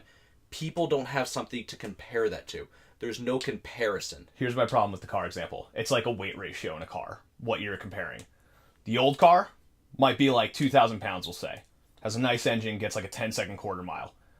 All of a sudden, with this new game, I'm loading a lot more into that car. It might be 3,000 pounds. It's no longer a 10-second car, or it's no longer a fucking 6-second car. It's the same 10-second car that I still had because I added so much more to the new engine. I'm not talking about how fast the car can go. I'm talking about how fast it's going. We could take a bicycle. That's what I'm saying. Your existing car could be a 10-second car. Your new car could be a 6-second car. But the problem is, you're also loading that car up with more padding to it. I'm not even talking about. But that's the example that you have for the markers. The quarter mile is the marker. That's how fast your car is going. We're not talking about how fast it can do the quarter mile. I'm talking about that's a load time. I'm talking about how fast it's going this second.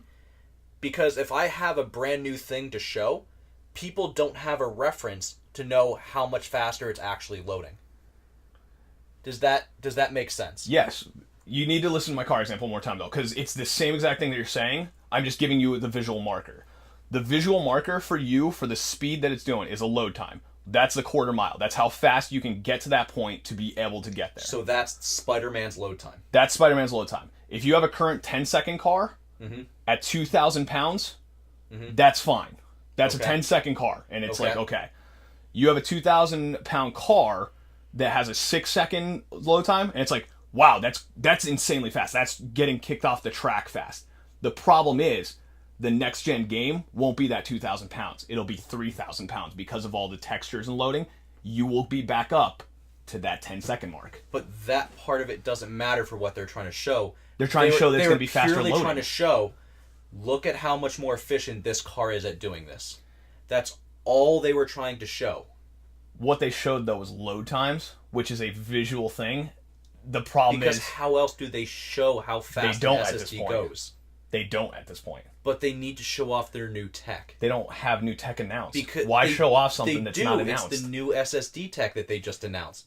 It's an SSD. It's a soldered SSD. It's not new. That's the problem. It's like, we know that SSDs are faster, but the problem is they're giving you an example of like the old car, but you are going to have so much more added into that vehicle that loading, even though the efficiency's there, you're going to equivalate. I don't know what Chris just said. It can do it. If it's direct extract lightly, look at data transfer from memory controllers, bus increases. They can directly integrate storage to feed the CPU, GPU, APU, and outbound transfer rates now. Buses aren't starved. So you're essentially... I'm trying to decide which... I don't know which way he's pointing towards at that. I don't know either. So my big thing is, I think they should have waited on that until the PS5 was announced with more demos, because right now, when you add on those next-gen games, it's going to equivalate out to the same 10-second car that you had. It might, but that's the problem. So not. It's not a realistic example of your next gen where people are starting to look for examples. Even if they show you a next-gen game, you have no context to know how fast that game actually loads. Well, that's why I'm saying do something like Insomniac. Here's the commission. Make this demo, make it focused for the PlayStation 5, they would port have it to PS4. Make something? Layman's terms, they showed their hand too quick. Exactly. They need to develop more and do something more just to show off the tech a little bit better and more accurately. Instead of just showing... Yeah, more accurately, because that single example is an extreme example in a very controlled space that is deceiving to the average person. So what you're saying is they should take something that you could play on both the PS5 and PS4 and show them side by side. Eventually. I don't think they should show anything yet. I think that if they announce the specs, the only people that are going to give a shit about the actual true specs, and they knew this, are hardcore people. The reason they showed that demo is because they know that the hardcore people are going to look at those specs and be like, okay.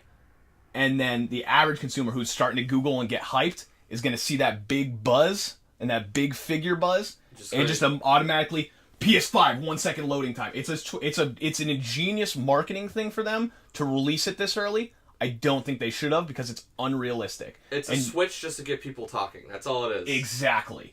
If later, when they announce the PS5 and they announce a couple titles, because you know a couple titles are going to go from PS4 to PS5 with visual improvements, I think then would have been the time. And I'm not saying like Spider-Man isn't a crazy improvement. I think that's an awesome improvement. The problem with having something developed for PS5 running on PS4 is that if you develop it for PS5, it's going to run on garbage on the PS4. Yeah, much like Grand Theft Auto, much like the Handsome Collection, much like all these things. They were already developed for next gen. It's just they were ported backwards, essentially. We just don't have a good comparison game right now because we're not at the end of the PS4's life. We're not at the announcement of the PS5. Yeah. And that's where my issue is. This is the announcement of the PS5. Which is a very poor announcement. It's a poor announcement then, because it's Spider-Man. Bam. Wow. Cool. A game that everyone cared about for a month and a half. What, you're saying that because they announced the PS5 that they should also announce a game with it? I think, yeah, actually I do. I think if you're going to hype up a console, what was the reason PS4 sold more consoles this generation than Xbox?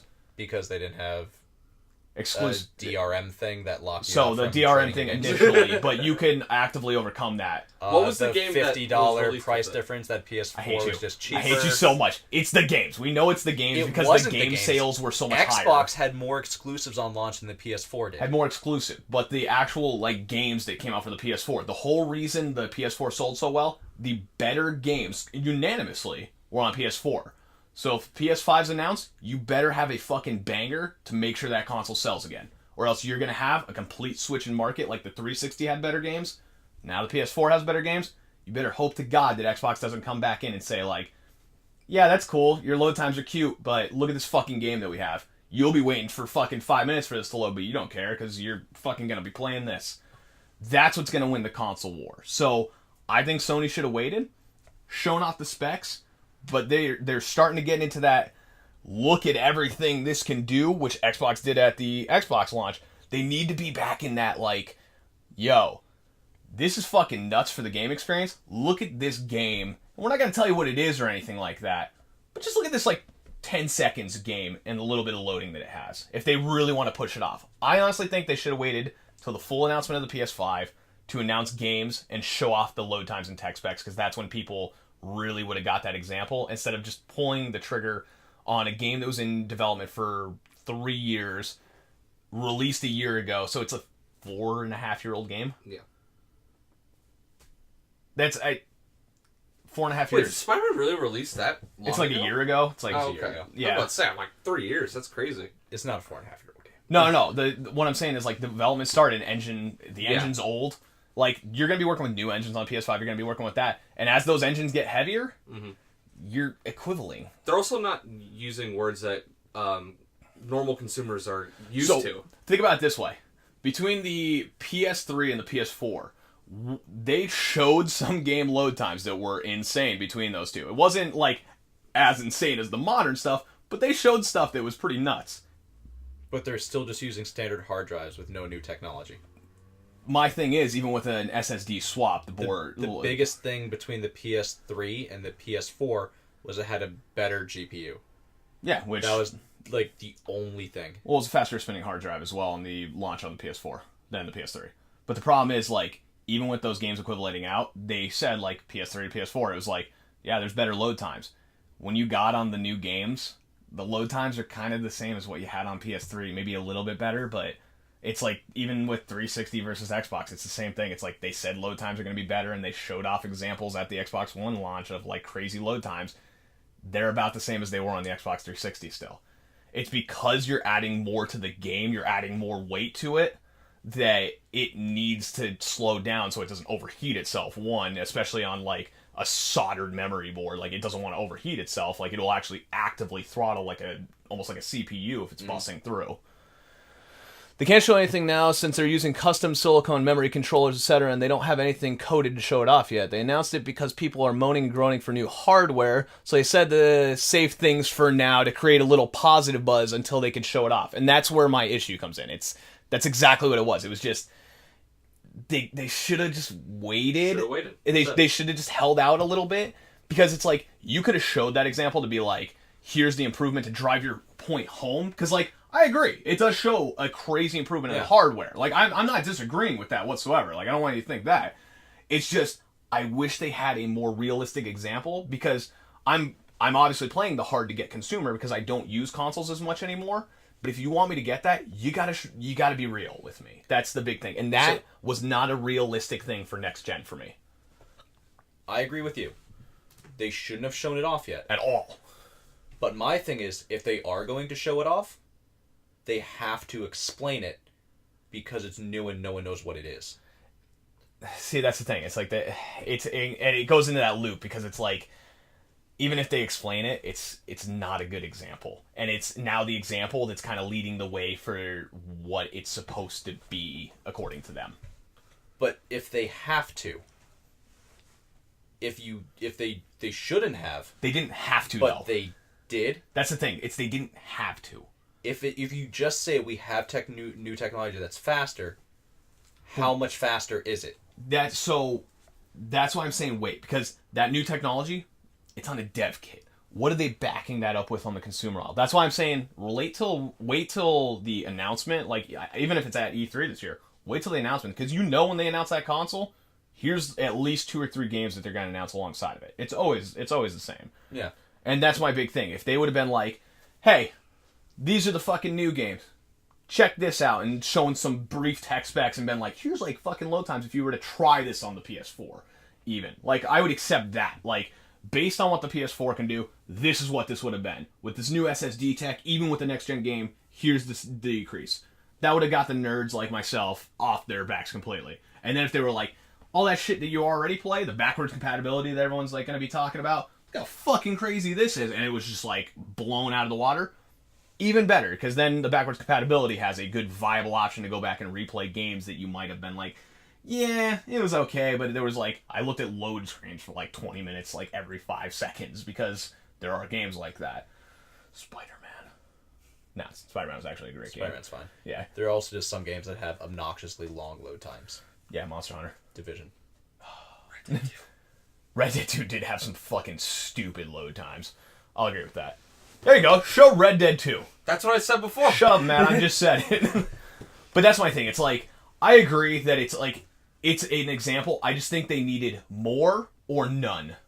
I think it was a bad singularity of an answer that they gave to a question that nobody had asked yet. A lot of people just want to know PS5 when and what's it going to be able to do. And that's the thing. It's like, the when is the biggest part. Oh, I heard PS5's coming out next year. I heard it's coming out next year. Just announce it and throw some fucking crazy shit on there. That would have been fine. But it's like, it was either more or none, because now that single example that's floating now and constantly going, that's the example of the PS5 now. And it's an unrealistic expectation for the average person. That's my biggest thing. It's like, I know that that's unrealistic, but for like their core audience, they're not going to know it all. They're not. And they're going to see that, and they're going to read about it on the buzzwords, and they're going to be like, well, that's what I'm getting. Mm-hmm. And then it's going to be down hyped. And that's, as a company, you never want to be down hyped. Like, and that's why I use games like Anthem for an example, because it's like, they showed off some crazy stuff that it's like, even like with graphics downgrades. Let's talk about like Watch Dogs. They showed this crazy like lighting system, all these crazy like puddle systems, blah, blah, blah. Mm-hmm. When the game came out, it was kind of like flat. And that game kind of fell flat because of that. I don't want to see a console do that, because they decided to show something off. The main character was stupid. Well, yeah, he was kind of... I thought I'm going to protect the community by stealing from the rich and giving to the poor. Oh man, I need money. I'm going to hack into this person's bank account and steal all their money. They have $100. Yeah, I guess Jimmy's not eating tonight. But it's like, it's one of those things that it's like... I don't want to see Sony's next console, because I enjoy my PlayStation. Like, of my consoles, I enjoy the PlayStation, like, on this generation. I don't want to see them fall flat for the general consumer, because they decided, like, at least at launch, because you can always rectify that, but I don't want to see them fall flat early, because it wasn't what people had heard about. Like, oh, they showed this off, or they said this, and this is what we actually got. I don't want to see a company do that, you know what I mean? So that's why I'm like, I don't want to see you announce that early, because it's not a good example. It's like saying that our stream would be really good one day, and then it just never fucking is. We do that a lot, though. I know. Please subscribe. Parts are getting cheaper as cryptocurrency is falling, drawing more and more people to PC. Consoles are one and done buy and play it easy. And that's why a lot of people go to them, and that's why it's important to be able to get your examples correct on, in my opinion. Because console gaming, did you see the 2022 projection? That PC gaming is going to be, like, way down, and console games are going to be way back up because of the games that are coming out, because of the way consoles are getting less and less expensive, things like that. I didn't see it, but I believe it. So, yeah, so do I, 100%. I mean, look at most, like, gaming PCs that are sold. Most of them are pre-builts. Mm-hmm. They're not people who 150%. Go out and build their own. It's because people want an easy, buy a thing, plug it in, I'm good to go. Plug it in. We're not sponsored by them. Please don't sue us. But, no, yeah, absolutely. I agree with that. And that's why I think it's so important to make sure that the customer knows what they're getting beforehand, because if it's projected to be the highest selling console, if it's projected in the next, 3 years to be the dominant entertainment platform, you need to make sure people know what they're getting, because that's going to be your competitive edge when you eventually have to edge out Microsoft, Nintendo, that fucking weird box from that company that is starting to make them. I forget who it was, like the Beast box or the Extreme box or whatever. I know the Google one. The Google. Like, what's going to edge you out is your community, and you gotta be there with it. It's not going to do shit. No, it's not. It's not even going to make a fucking dent. It's going to be like the Ouya. It's unless we're stupid and an army of 14-year-olds that are just insane with their parents' credit cards decide to fuck us over on that prediction. But so the problem with that is just the sheer fact you need internet all the time. If you don't have internet or good internet, you don't get games. It's useless. I dropped 506 frames this entire podcast right now. Good. I've already dropped games on that console because of internet, not because of hardware. Here's the problem with consoles. At one time, consoles actually outclassed PC due to their to-the-metal coating, and they used some exotic hardware. Last gen was off the shelf. Maybe this time it'll be different. So, yes. So a lot of people don't want to get into building a PC, and they don't want to have to get into maintaining a PC. The only thing that's going to keep PCs as like the dominant, if you want the best possible thing, get a PC. Yes. Is because most people who buy consoles, they just want to play games. They want the experience of, I just want to play a game. They also don't want to spend more than, on average, $500. Yeah. I would say like 5-6 at launch, and then like, honestly, I think it's like 3-4 now, almost. So, yeah. People expect $500 at launch, maybe $600 at the most. Yeah. And then a steady price decrease to $250 to $300. To the midway point, refresh your console, like the Pro now. And then you have the next version up where it's $100 more, but it never goes back to that $500. Like, the console price point is almost set it's to a sweet $500. Spot. It is a very sweet spot. Like, consoles are tempting because it's like, for $500, I could have a mid-grade PC, or I could have just a console. I could have a console where I don't have to worry about will this work or not. Unless you buy a shitty game like Anthem that actually just or was it Anthem that was shutting off your console? Yeah. Yeah. That's the only time you gotta worry is if you deal with BioWare. This is the anti-Anthem podcast. I fucking hate Anthem. Like, for the most part though, like, you get your disc or you download your game, you hit play on the console. Just remember, if you download your game, you're a piece of shit if there's a disc release. And it just works. Yeah. Because they're designed for that hardware to work every time. Unless you're Anthem.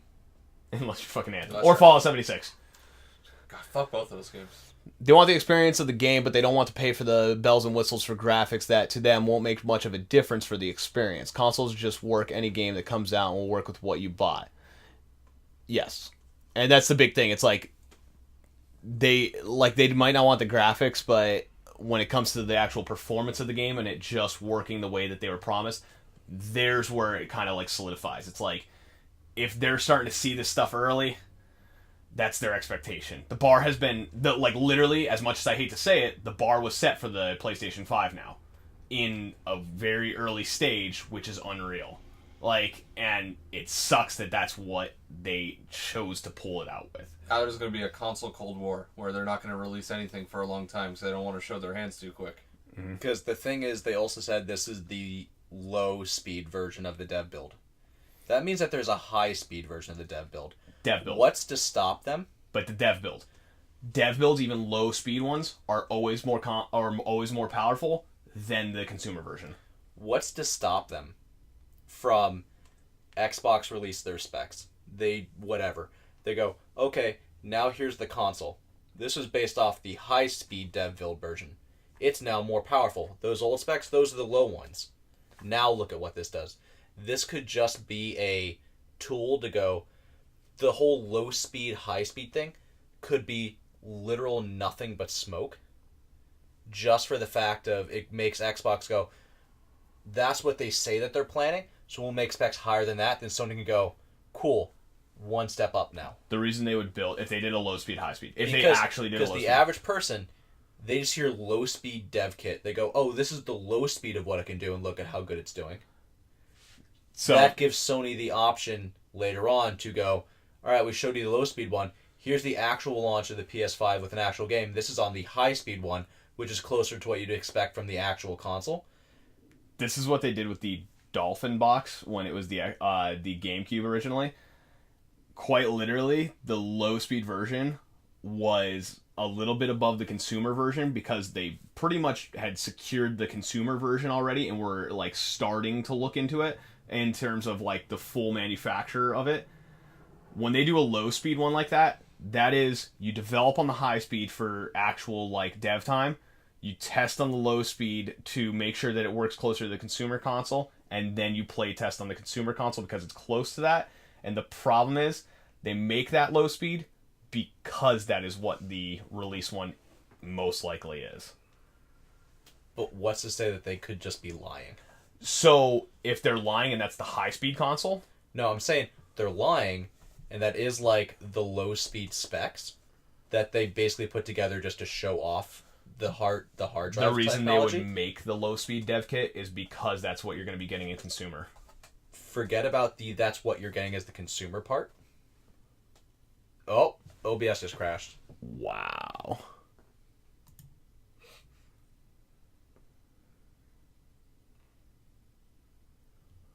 I guess we're still going. It just closed, but we're still streaming, apparently. That was weird. Yeah, we're still... Can you guys still see us? I can still see us on here. We're still going. That is the weirdest thing. Yeah, that flashes me. That was OBS just dying on us, apparently. Yeah, that was super weird. I mean, we are 3 hours into this podcast, so... Yeah. But, like, this could just 100% be a ploy by Paul Marketing to go, we're going to raise some hype. We're going to get the hype that we need.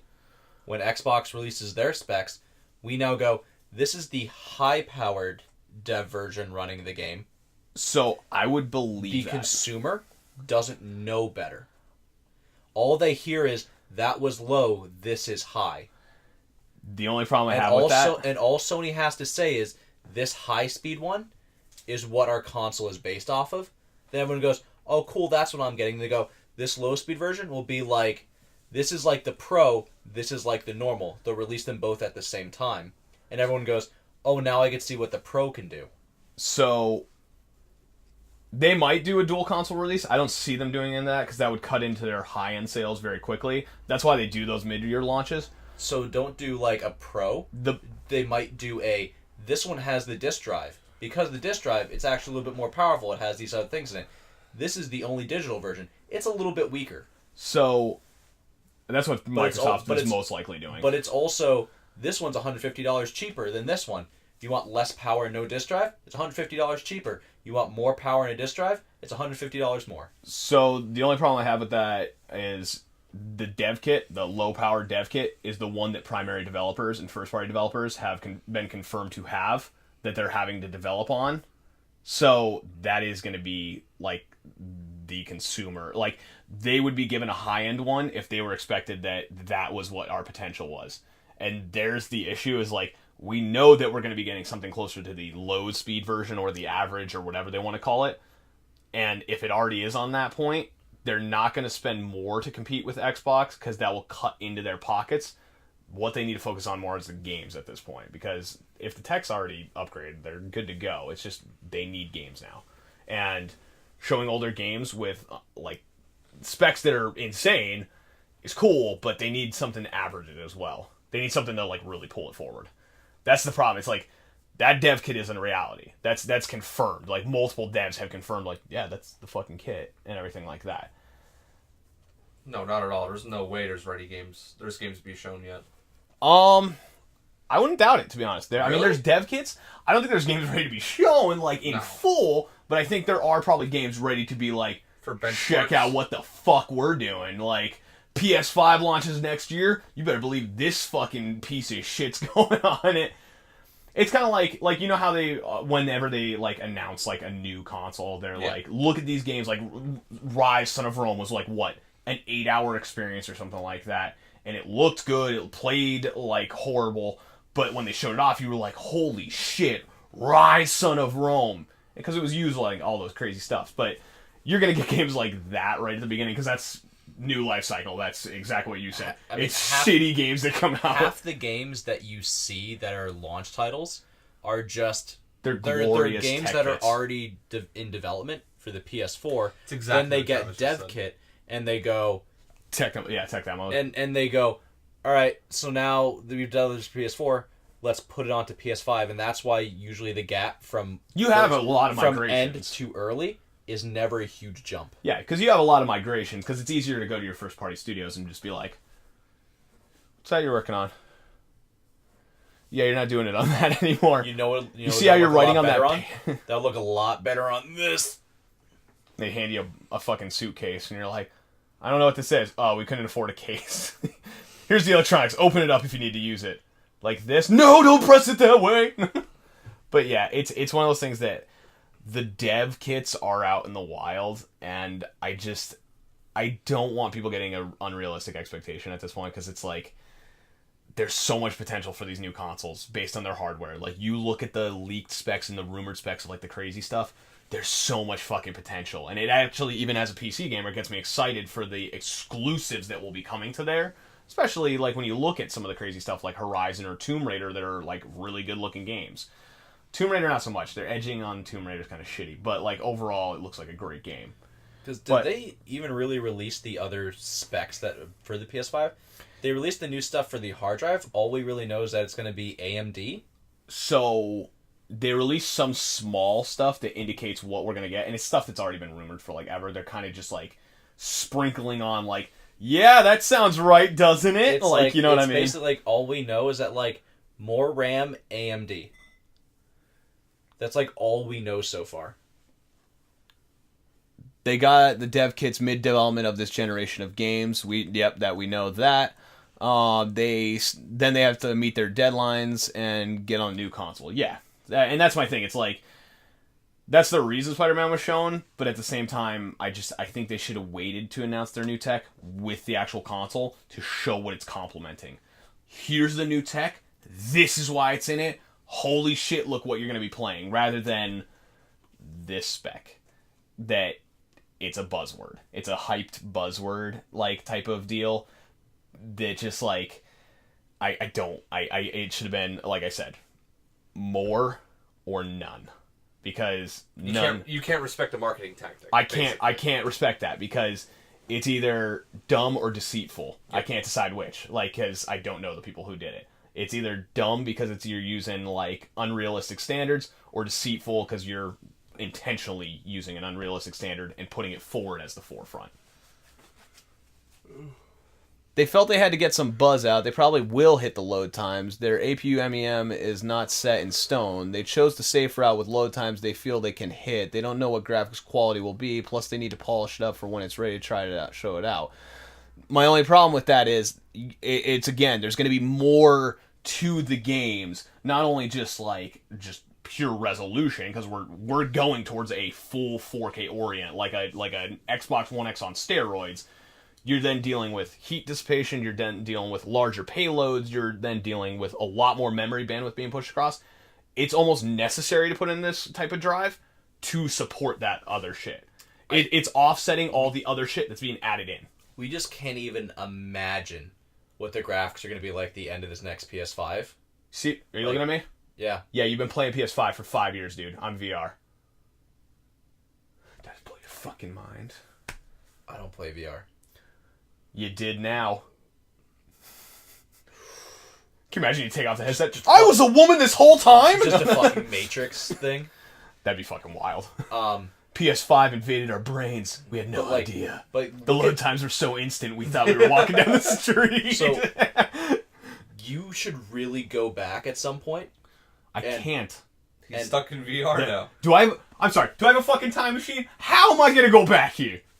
I mean, the Avengers did it. Spoiler alert. So, take some old PS4 games. Like, launch PS4 games and play them. And just look at how bad they look. Compared to like Red Dead and stuff like that. I can't wait to see what PS5 can do with this. Oh, no, like, no doubt. I can't wait to see games in general this generation. So, even, like, especially, like, the fact that I have an OLED is getting me excited for the next console, because, like, as the graphics improve, I have, like, something that's going to be able to, like, push that shit, like, hard. Like, you had games like Alien Isolation that the lighting and the fucking textures were insane, even though it was, like, a little bit of an earlier game. Yeah. I can't fucking wait. No doubt I can't fucking wait. Know what I don't care about at all? 8K. I don't think anybody gives a shit about 8K right now, except for, like, people who just want a dick wave, honestly. We're not even in a 4K standardized environment yet. No. Like, in all reality, we're not in a 4K standardized environment. Why are we pushing out the next gen of technology that's not even standardized now? So, it's also extremely impractical. Mm-hmm. Because, do you know how many people could actually tell the difference between 4K and 8K? The fuck?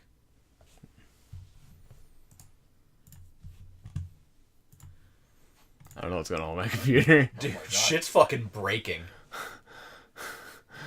We're still live. We're still going. We're still live. We're chugging along. What the fuck is happening? I just wouldn't touch anything anymore. I'm keeping this up for chat, but holy Everything's shit. fucking breaking right now, dude. Oh, man. But, like, I can't wait. Like, with most TVs that people are looking at, you can't see the difference between 8K and 4K. So, myself, looking at an 8K TV, because we have one now. Yeah. Myself looking at an 8K TV. You want to know what an 8K TV with 4K content looks like? Shitty. Nope. It looks like a 4K TV. You want to know what an 8K TV with 1080p upscaled content looks like? A 4K TV upscaling 1080p content. There's, it's kind of funny. There's a 4K Q90 Samsung and a Q900, which is the 8K version. The Q90 actively just has a better picture than the Q900. 8K purpose is pixel density.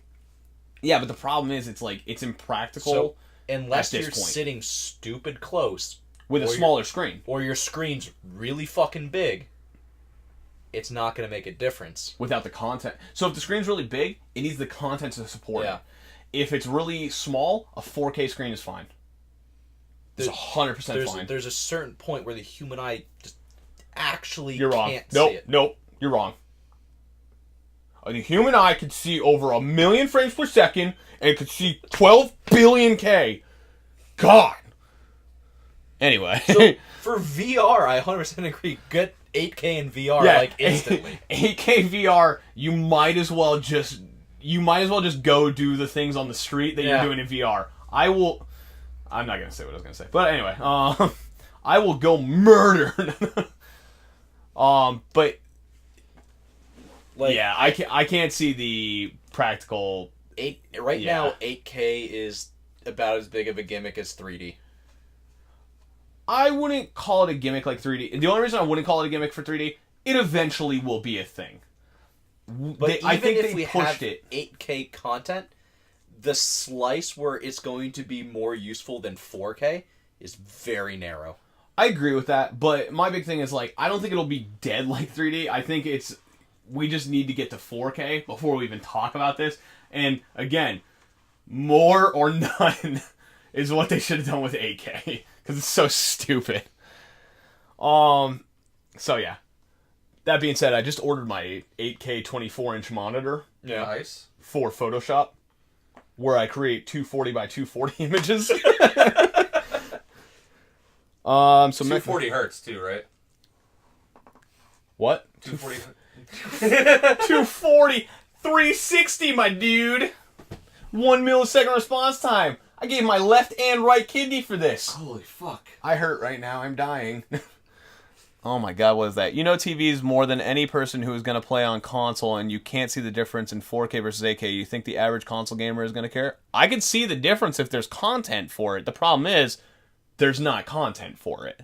Have you seen 8K content yet? I haven't seen anything No, in 8K but yet. That's the thing. It's like, people who actively review these things and have seen true 8K demos, if they're side by side with them, they're very adamant of, yes, there is a difference, and it's small differences, but they make it look more realistic overall. So, there are people that are much better than I with spotting things on TV that have said that 8K is a difference. But that's the problem. It's, once we get the 8K demo, you're gonna see that difference.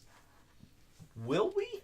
I don't think the average person will. I don't think so. Well, you got fucking people that are like, my tube TV from 1983 looks better than this fucking OLED, and I fucking there's hate always the bell curve of the people who can see fucking like 444 hertz refresh rates. Aye. Then there's the people that can fucking think that their tube TV playing Lord of the Rings on DVD is the highest video quality ever. Stabbed right now. Then there's the average. Yeah. I don't think that average person is going to be able to tell the difference. And that's why I don't think it's practical. The average person can barely tell the difference between 144 and 240. Oh, okay. That we're about to go 1080p and 4K. No. Those stupid bitches. Like, most people can't tell that, let alone we'll even go higher than that. Most people can't tell the difference between 60 and 120. Most people can't tell 30 and 60. Yeah. Most people don't know what the fuck motion jutter is in general. I have to deal with these fucking Speaking of Kotaku words that I'd like to call people. I like how Chris is just so focused on pixel density. That's fine. I don't know what pixel density is. No. Why don't you explain it in the chat? Anyway, we're moving on. But it only matters. It's a small subset of what people actually going to use it for. That's the selling point of 8K, but the problem is there's no content to support that pixel density and resolution increase, so why the fuck would I do it? It's like when 4K first came out. It's like, what can you do with 4K? Well, there's some YouTube videos, I guess, and there's, like, Netflix. Do you want to know a really funny fact about the Samsung 8K television? What's that? The YouTube app can't support the 8K videos that are on it. What? It's an 8K television with a non-8K YouTube app. Dude, when we went to play it at work, I was laughing. Shut up, all of you. God. Kotaku's in some hot water. Of course they are. Can I say it? Justin says it all the time. Anyway, Kotaku thought that Persona used some rather harmful slurs in one of their songs. Do you know the song title? I'm pretty sure it's Wake Up. So, the one song, they believe that they said the word retard. And then pretty much everyone jumped on them and was like, yeah, you're just kind of fucking racist just because you assumed that this word was. This is very specific to the Persona 5 soundtrack in Smash Brothers. Because the song in question got it's a remix or whatever, where it's faster. I yelled at you because you weren't reporting on the news. I have to say it for news purposes. So, at a point in the song, they say, retort it. When you try to say that really quick, because with a decent accent, they just sped up the audio, and when you have an Asian accent saying retort it quickly, it might sound like a certain word. I got to say it, so I'm fine. I'm not even itching for it right now. So the other problem is, did you hear the follow-up to this article? You see what Travis just put, by the way? Just read chat really quick, bottom line. Yep. And no, don't use the name Todd in my house because I hate Todd Howard right now. Did you hear the follow-up to this? That people called Kotaku racist for publishing that article? No, this is specifically from the person who actually published the article. Oh, no. Okay, so... the girl who said that they published the draft version before they could revise it. That was part of it. I didn't see it hear the rest of it then. This is a great roller coaster. Yeah, what the fuck is going on at Kotaku? So, part of the problem is... My roof is falling. Is someone gave her the tip to this. They said, hey, I have a thing. In this song, in Smash Brothers and Persona 5, they say the word at this part. If you listen, you will hear it. So she went, that's breaking news. No one's noticed this for 2 years since Persona 5's come out. It's just come out now. I'll totally write an article about this. So she went, okay, at this time, I'll hear this word. She was primed to hear it. She was expecting to hear it. What is that called? Projection or whatever? Yeah. She was literally primed. She was expecting to hear it. So she listened to it and she went, I hear it. Oof. Then she went to a peer of hers and went, at this point, at this time, they say this word. Tell me if you hear it. Oof. And they went, I also hear it. So she went, all right, 2 people hear it. Let's start writing the article. Oof. Welcome to the echo chamber. So she wrote the article and then gave it to her editor. The editor went, cool, we need something. Let's wait on a response from Atlas. Sure. Publish. And he published it. Yeah. Without waiting for the response from Atlas. You know what? What? But I know what she feels like. Because there's 2 people that I won't name that insist that during a playthrough of a game, I started making robot noises. And I don't remember ever saying anything with robot noises. But you were saying, fuck you, Larry. So after that happened and it got out, she tried to apologize on Twitter. Mm-hmm. Kotaku has a thing where you can't talk about your articles on your own social media. Yeah, what was it, like 2 weeks she couldn't say something? Yeah, so every time she tried to apologize on Twitter, it'd get deleted. So that happened. That's so whacked. Eventually, she put out like a whole-on article actually on Kotaku. Because apologizing it expired. and explain what happened. And then the editor put out a whole thing that's like, this is my fault. I should have waited for the response from Atlas. I should have this because like Atlas. But he couldn't do it. He was bound to the same bullshit that she was. Yeah, and Atlas literally just went, "Here's the lyrics," and they went, "Got it." I got it. Retorted. So people. Yes. So people made a whole big thing out of this because they couldn't apologize, and like, it shouldn't have happened. There was a lot of things that went horribly wrong, but they owned up to it. They didn't try to, like, pass the buck on someone else. They're like, this was our fault. We rushed into this.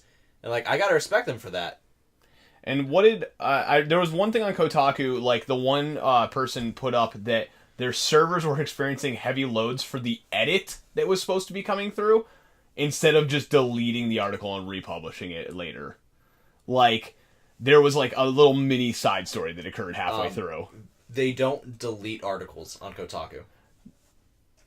They put addendums on them. I think with a situation like that, you might want to break that policy. Honestly, you know what I mean? Yeah. Like, that's one of those things that's like, shit, we don't do this, but this is bad. Yeah, so instead the article's there, and they have a whole like addendum with the apology. It's addended like, now. But when they were experiencing heavy load for like a week and it just went unchanged while everyone was freaking out, maybe at that point you'd be like, yeah, nope. But apparently that's like one of their policies that we will never delete an article because like we want our news, like they want it to stay there, which I could respect that. Yes. But if you're just giving misinformation and you're not able to addend it, delete the article and just re-release it with the addendum. Either that or just lift the ban on being able to talk about it so that the apologies could have got out quicker. Yeah. Just like immediately. Like you need to... I respect the shit out of that. You won't delete an article. I get it. You want to be very transparent. You don't want to... But you're actually just giving false information. That's not news. That's not an article. That's you kind of slandering not only the company that released it, but the artist, the lyricist, like all these people... You kind of need to just fucking not. Yeah. Like, but, like... like, at all. The apologies did seem sincere. Oh, they like, absolutely did. They 100% owned up to it. And I think it goes above them on a huge level. That editor probably isn't working there, or he might not be the editor anymore, because that's...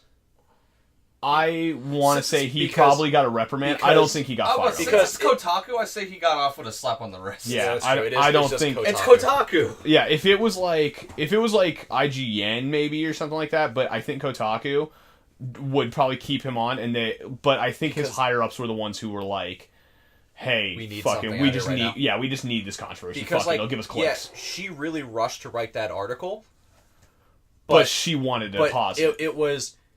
She was predispositioned to hear what she was supposed to hear. So, like... And she was waiting. She rushed to it, she did that, and she gave it to the editor. The editor's job, his literal only job, is to go, is this readable? Should I put this out? He failed at 50% of his job. Yeah, he kind of dropped the ball there. Yeah, no, I'll agree with that. Fucking Kotaku. Always problems at Kotaku. Oh, we're gonna end this podcast off. We're gonna end this 3.5 hour podcast. I also have one more story that I forgot about. This is real short. Go for it. So new Call of Duty. It's not confirmed to be Modern Warfare 4, but it's Modern Warfare 4. Like, there are pro players who, usually with COD games, they'll invite pro players in to test the multiplayer. Yeah. To get balancing and stuff like that. And one pro player just put out, oh man, fucking Modern Warfare 4 is so good. # Modern Warfare 4. Then deleted his Twitter. Okay. Oh my god, that's awesome. There's multiple other people that are like, oh man, I can't wait for Modern Warfare 4 to come out. I mean, I hope Modern Warfare 4 comes out. Oof. Like, the leak was so bad that they basically just better go, yeah, we're announcing Modern Warfare 4, because, like, what the fuck are they gonna do now? Yeah, like, that's it. For them. That's actually pretty funny. Yep, Modern Warfare 4. So, like, we know the next Call of Duty is gonna be Modern Warfare 4. if they follow the same game plan they did with Black Ops 4 and just, stop trying to be different and just be like, hey, let's just make COD again. Let's just make what we made. And almost kind of like Respawn does in a weird way. Yeah, let's do what we do. Black Ops 4 was great. It's the best COD we've had in years.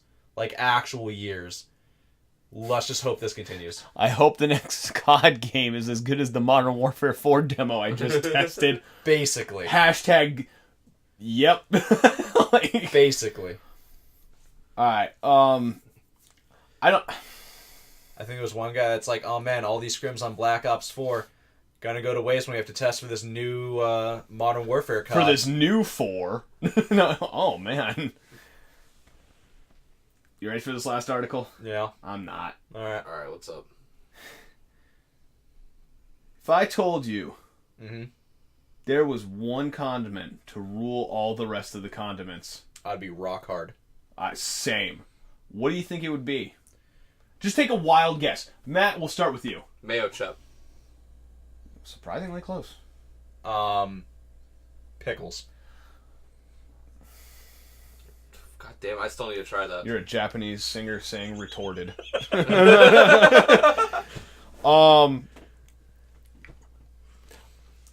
would have to say that my dream condiment without vomiting.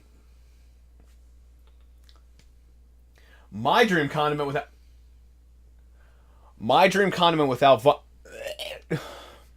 maybe it would be cream egg flavored mayo. Yep.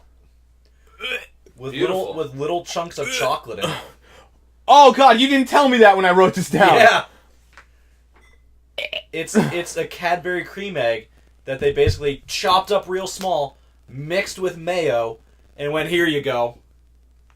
I know I was joking about gagging, but my throat actually just kind of locked up a little bit when you said chopping it up and throwing it into mayo. It was weird. It immediately was like, no, dude, hold on. This is real this time. So I'm sure it's not straight just cream eggs mixed with mayo. I'm sure they when the did fuck something. do you look at something like mayo, which is I don't want to call it sour, but in a sense has that tang to it. Tangy, yeah. And mix it with a motherfucking Cadbury egg. What kind of sick, disgusting Japanese candy bullshit is this? So, you ready? Would this be if they just didn't say mayo and they're like, hey, we made a Cadbury cream Nutella. You're all for it. If they said, hey, we have a Cadbury cream filling. Never told you it was mayo, you'd be fine with it. It's the fact that mayo is there. Is fucking part mayo. of it. I'll agree with that. That it's just... It's also going to be super limited in its release. Good. I hope all the sick fucks that want it get it fast and then it goes away. Is this not one of the most white person foods you've ever heard? You already know. I wrote down while we were talking about this story, Salsky and I, he was saying, is this not the whitest thing? As he was already saying that, I was writing in my phone, ultra fucking white. That is the whitest thing. I think I'll have some Cadbury eggs and mayonnaise today. Let's put that on some just plain white bread. Fold it over, take a big bite with those chocolate chunks in it. You're like, oh man. Marshmallow fluff is pretty fucking white. Dude, Cadbury marshmallow fluff. Yeah. Wow, look you just made a banger. No, you put fucking mayonnaise. Well, what goes good with mayonnaise? Cadbury cream eggs. You're ready to hear the science behind this shit? Here we go. So the people who are going to enjoy this are the people that are in the Avengers Theater doing this. What is the primary ingredient of mayo? Gross. That's my guess. It's eggs. Do you know what the primary ingredient of Cadbury cream eggs is? Don't fucking care anymore. Egg whites. Yep, gonna go jump off my windowsill. So it makes perfect sense to mix them 3 together. Stories up. I'll see you guys never again. I hate this planet. Let me put this out as my last dying wish. I fucking hate this planet. I wish you all a horrible life. You've ruined God. So basically, they took it and went, you know what's close to the inside of Cadbury cream egg? It uses egg whites. What else uses egg whites? Mayo. I decided to live because I'm going to tell people how fucking stupid they are for buying this. You can clip whatever the fuck you want. I don't care. He just came back so I would stop looking up gay porn on his computer. It's true. So he would stop looking at gay porn on his computer. I used to go on 4chan, and I used to a long time ago. Like every once in a while I'll pop it on, but it's not. I used to go on every night and just fuck around on 4chan, and I used to see the posts where it was every day we stray further from God, and it was always a haha nudge nudge because this is stupid. Cadbury cream egg and mayonnaise. Every day, we stray further from God. I'm not even religious and I'm seeing this now. If there is a God, he fucking hates us. He wishes he aborted us. Because, I mean, we've had Cadbury cream eggs in Americas for a while, but they weren't true Cadbury cream eggs because they weren't legally allowed to sell them in the United States. Wait, because I thought you were talking about Kinder Eggs. Are you talking about the Kinder Eggs? Yes. Yeah, totally different product. Okay. Wait, so is it Kinder Eggs? No, Cadbury cream. Okay, because I was like, if it's Kinder Eggs, I don't know why that just makes it worse. Because then there's a chocolate with mayonnaise. Can you imagine? There's a fucking toy in your mayonnaise. I was gonna say Kinder Eggs was because of the choking hazard of toys. Yes. Cadbury cream eggs were because of the unpasteurized egg whites that they weren't allowed to sell them. Oh, I didn't know that. Oh, wait. Are we getting unpasteurized with mayonnaise? No, these are pasteurized now. Okay. So we're going to have... Because it has to be sold in the United States. I'm going to cry. See... Because it hurts me as a white person to know that other white people are making this. Once you get past the fact of that's disgusting, you come on to the second part that I ain't coming on nothing. I don't know what you're talking about. Which is, what the fuck would you put this on? Bread. I can't think of anything that you're like, you know, I really want like a real sweet. This is gonna sound weird. Chocolate thing on. You know, I also want mayo on. You know what this would work on? And this is gonna be the weirdest thing, and I think you're gonna see my point in a second. Ice cream. Nope. You ever been to a gourmet bagel shop? Yeah. Ah. That is the only thing I could sort of see this on. Is some type of weird candy-ish bagel with like a breakfast spread. Yeah. Huh. There we go. I fixed it. I still hate everyone who buys it. You out-whited the whitest thing possible. That's right, boy. You better remember who's the whitest in here. No. Never giving up that title. Whitest boy alive. Used in films as a scene in a lot of movies. What?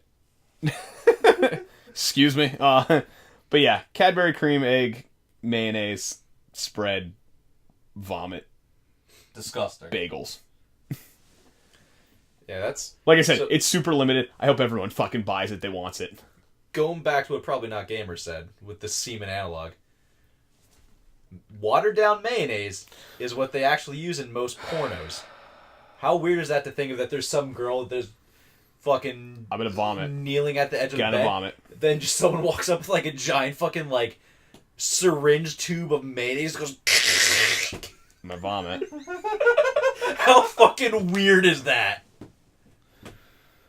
And she has to act like she likes getting squirted in the face with mayo. Well, guys, this has been IMGBcast number 48. Those random cam sluts are sure great.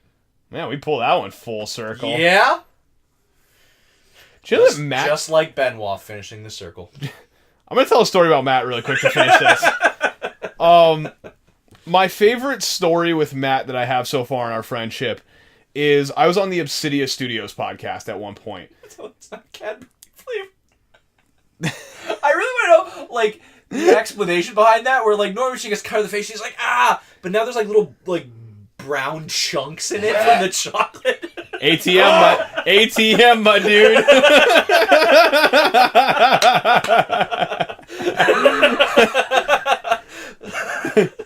Man, these films are getting way too real with this. Usually they use enemas. Now they just got chocolate chunks. So, just kind of going back, my favorite story with Matt so far, I was on the Obsidia Studios podcast the one night. But Matt's a part of Obsidia Studios. He was there with, it was Brian and Travis and him, and then they invited me on. I think it might have been, was it right before the Halloween episode or the Halloween episode? It was the Halloween episode. Okay, so everyone kept ragging on like why Matt wasn't there, and my explanation was... it wasn't the Halloween episode, it was the Christmas episode. The Christmas episode. My literal explanation was, yeah, it's a tragedy. Matt drowned, so he's not going to be able to be here. Unfortunately, he drowned in pussy. And it was just kind of like a ha-ha, you know what I mean? Like a stupid joke just to throw out there. Well, I didn't know his grandmother listens to every one of his pieces of podcast. So I get a text the day that thing comes out like... Is she watching now? No. No, she won't ever watch these ones because she's not aware of these, but like, the Obsidian make her aware. I will. But I get a text from Matt the day the podcast releases. My grandma, or I just got a text. Can you explain it? I just got a text from my... I got a text from my aunt, which was relayed from my grandmother. And she was like, your grandmother says you're grounded. And she said you were drowning in pussy. I'm like, oh my god. So what, it's awesome that your grandmother supports you like that. Yeah. But just to get, my grandmother heard that I was drowning in pussy.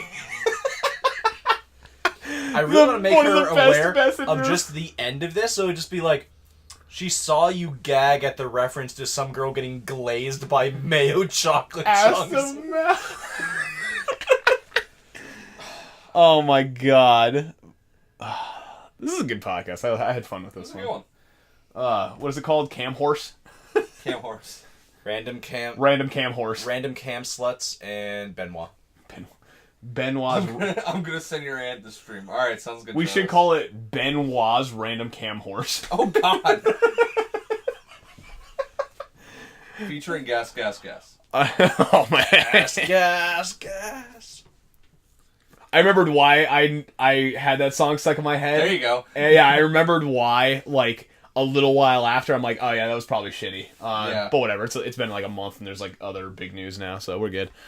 Anyway, guys, thank you so much for watching IMBGcast number 48. Remember to follow us if you haven't, if you're still watching, because I know we have some more people than who I'm talking to right now. So thank you so much for coming into the stream. Remember to follow, subscribe. FBI. Getting ready to bust in any second. FBI, buy some hoodies. Bust me with a hoodie so we can at least get some rep points as we're going on our way out.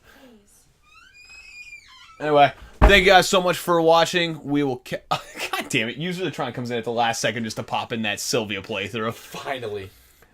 Tron, we will be on tomorrow night. I believe we are playing Mortal Kombat. Unless I feel like doing something else. Yeah, unless we just decide to switch. Nothing is set in stone with us ever. Ever. But anyway, thank you guys so much for watching. We will catch you in another podcast. Anyway, peace out. You got anything to say? No ending comments? I mean, maybe what Benoit did wasn't so bad.